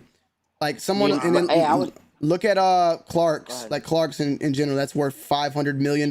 Brooks shoes is worth $1 billion. Uggs is worth $1 billion. There's a lot of them. There's a lot of different brands, but Asics is $20 million. They don't got Lotto no more, right? The sneakers Lotto, remember them? Yeah. Nah, Lotto. I haven't heard that in a while. Nah. Yeah, that was one of my favorites. It's a brand called, but I'm just saying, like, so to be, I mean, you can become a millionaire doing it, but I'm just saying it's gonna take a long time. It's funny you mentioned those two brands, and I didn't mean to cut you off, Tony, but I was just gonna tell you that Ronnie Fieg just got a deal with Clark's, so he's gonna make his own shoe with Clark's with premium materials. Like he designed the shoe, everything, but they gave him creative director on that side of the Clark shoe, which is gonna be like an athletic type dressy shoe. You know his style. But you could be like a Ronnie Fieg. I mean, not like. But you're better off doing. Dealing under the company though. You're better off doing. That's what I would personally tell you. That you're better off doing that than just creating your own. Unfortunately, and I hate to say that. He collaborated with all those brands, and now he got his own shoe with Clark's. Yeah, because the best thing you could do, and then you look at it right. Let's put it this way, right? Would Jordan be a billionaire if he would have just went with Jordan by himself? Would Kanye be a billionaire if he would have just did Yeezy by him? I don't know about that, but. The thing is, Yeezy became a billionaire within 5 years of when did the first Yeezy drop? I don't know, but whatever. You get the point. If he would have did it by himself, would he been able to do that? That money that Adidas helped put in, like it helped propel fast, bro. It's They also pumped Yeezys like no tomorrow, bro. Let's say you want to come out with a rap career, you need that machine. Some people say you don't, but nowadays I believe with a machine you'd be more accessible to a lot of other things. You know, you can, but like I said, this platform right here. Oh yeah, has, look at Tori. What's her name? Tori Kelly. She was a YouTube fucking. She sang cover songs, and now she's one of the biggest fucking singers ever. You know what I mean? Like, especially one of the most talented that got discovered. So. This platform is a pretty big equalizer if you play your cards right. You know what I'm saying? Like. I think so. It got me on there. You know what I'm saying? And you can just put your music through here too, Tone. You heard? You said what? You can put your music through this joint here too. Yeah. And exactly. Where's my fucking verse, God? That's like me saying. That's like perfect example is like YouTube. Like, would I have been this big if I posted on TonyD2Wild.com? Like, nah, I needed this. Nah. So unfortunately, it's like that sometimes.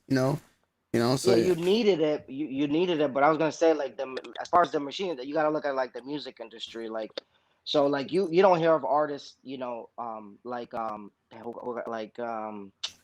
can I think that's like independent right now? That's not really like behind like a big major label. You know what I mean? Like, somebody like what's homie's name from the West Coast? Oh my God, I forgot his name.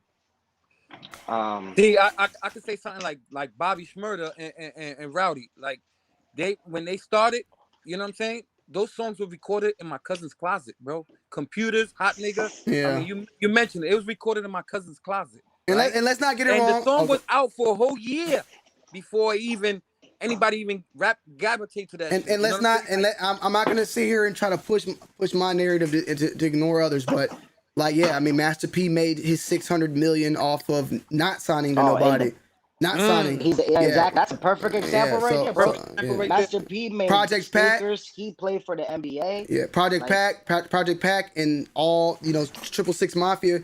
They got platinum records because of what I actually heard too is that when you're an independent artist, all your money's yours. But also the RIA is different for you. An independent artist only has to sell 500,000 to be platinum. When you're professional, you have to sell 1 million.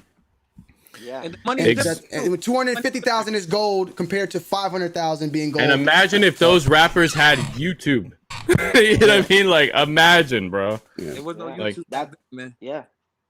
Imagine if they had a way to just put their shit out, and then they can just go around digitally and expose people to their shit. Like, I think it's easier today than it was when I was growing up. You know what I mean? Yeah, no, definitely that. Yeah, grinding them CDs out in front of them clubs and promoting, doing the street team and doing this, doing that. Like I've been in the game, man. I may not ever see my face and stuff like that. Bro, I got a box of old CDs in the garage. I might have to bust it out one day.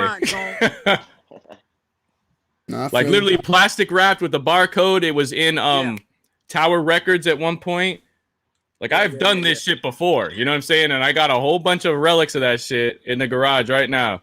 Oh my god! Did you used to DJ with the Crates Trolls? Did you carry the? Crates No, when the DJing didn't go back that far. No, I was always on Serato.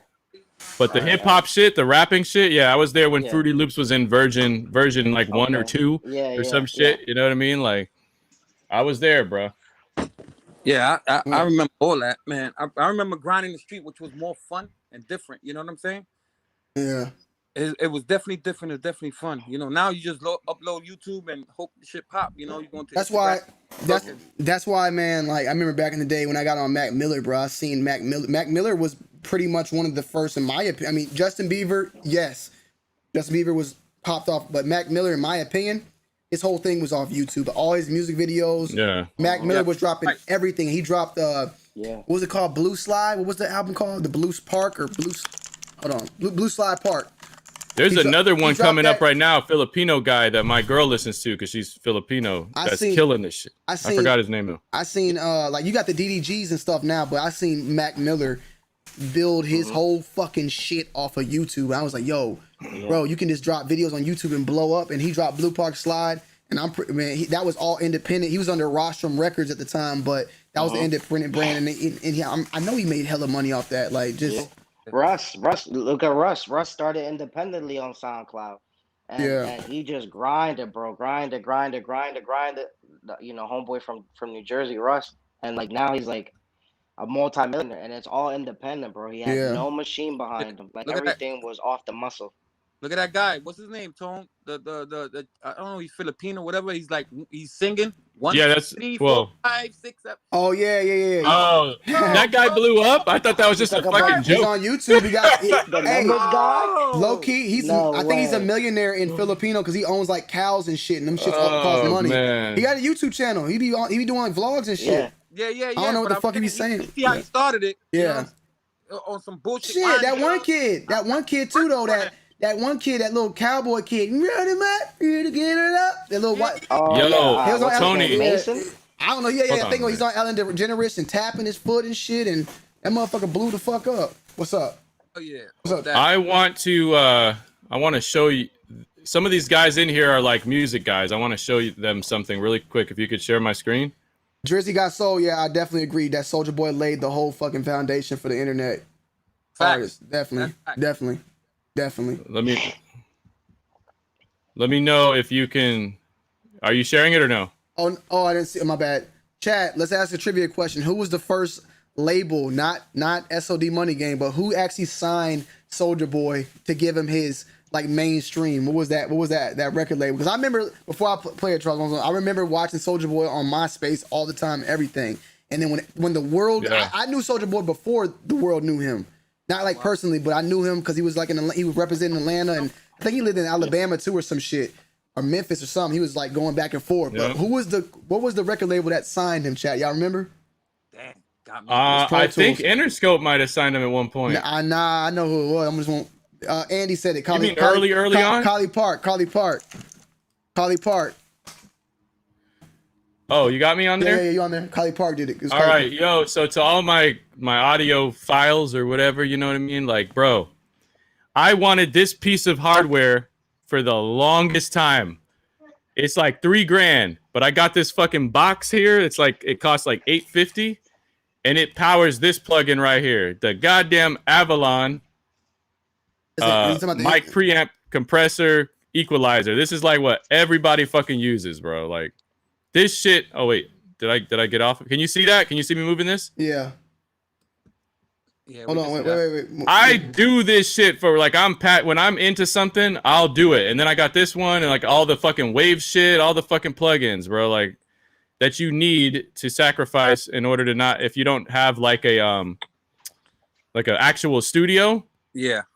Like, bro, this is like what I do. Like, I'm serious about this shit. Like, yo, Cho, let me tell you something. When you premiered that song with you and Zaya, that shit sounded good to me. And I've been in the and Tone been in the game too. I've been in the game for a long time.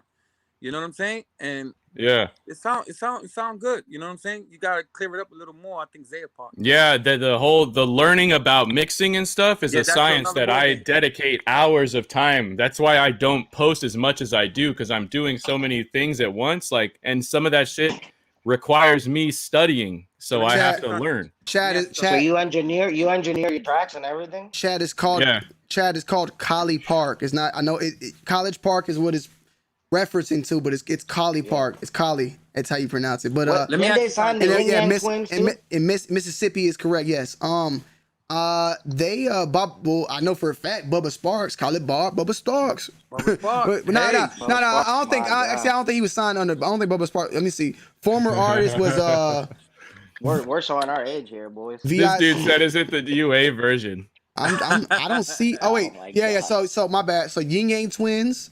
It's not. Is a current artist under them?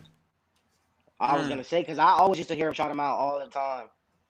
Cho, computers and hot nigga came out of a closet. We will never believe that though, right? You wouldn't think of that. You wouldn't think of it. It came just like you said. I'm not surprised. I'm not surprised because I know how far we came with that type of equipment and shit. Like, yeah, that technology. But like this mic right here. Yeah. I raised this shit up and I could record it right here. I could play y'all some music that I recorded. My first music ever. We had a McDonald's mic and I used to use it like this and we used to be rapping. I remember that. Like I had a mic like this and I've done songs off this. I have them. I can play them and you wouldn't know. You'd be like, how you take out the static? You use like noise reductions and all the plugins that Troll. You know what? Whatever Zaya was rapping on. Oh my god. Whatever Zaya and Retro Young especially. Yeah. Retro Young might have been rapping on some fucking AirPods in that Fonzie song, and I found a way to make him.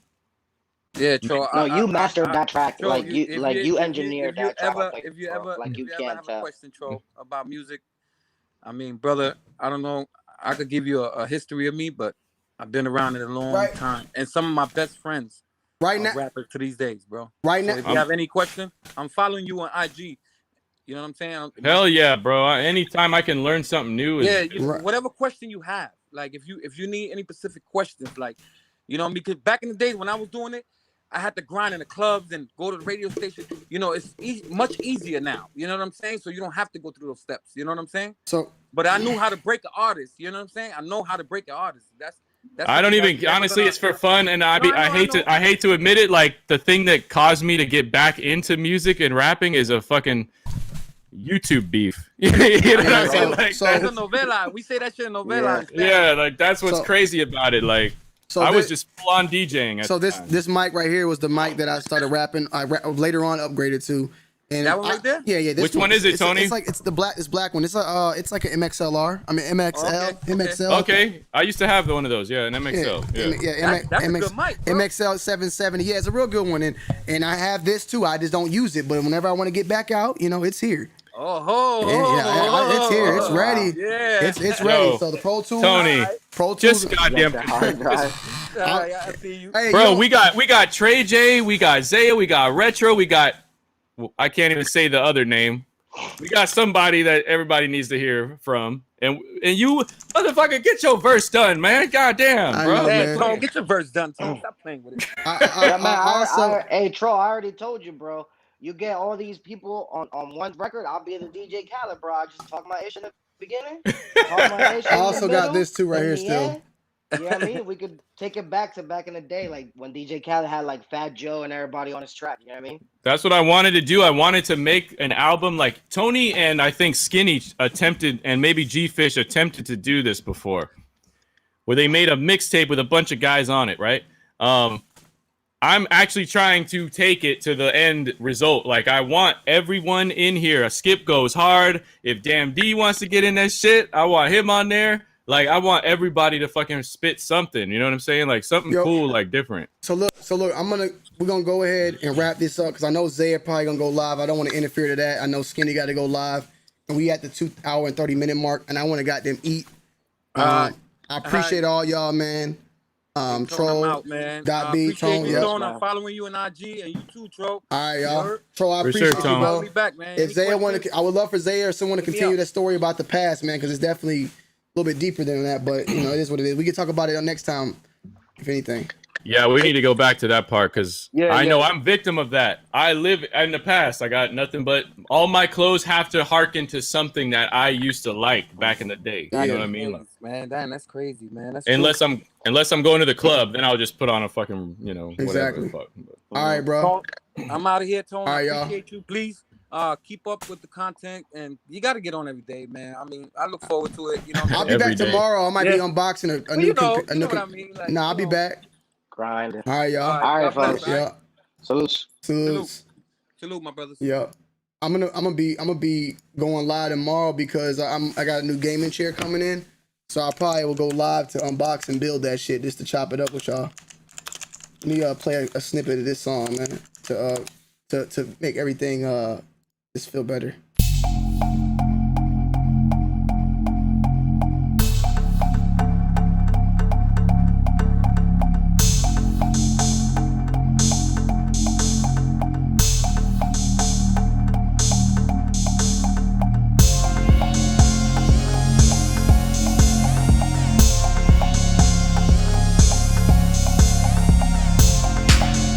Appreciate y'all, man. I love y'all. I'm gonna see y'all on the next one, man. It's your boy Tony D2 Wild. I'm checking in. I'm checking out. Y'all have a blessed night, and I will see y'all on the next one. I'm out, man. Love y'all, man.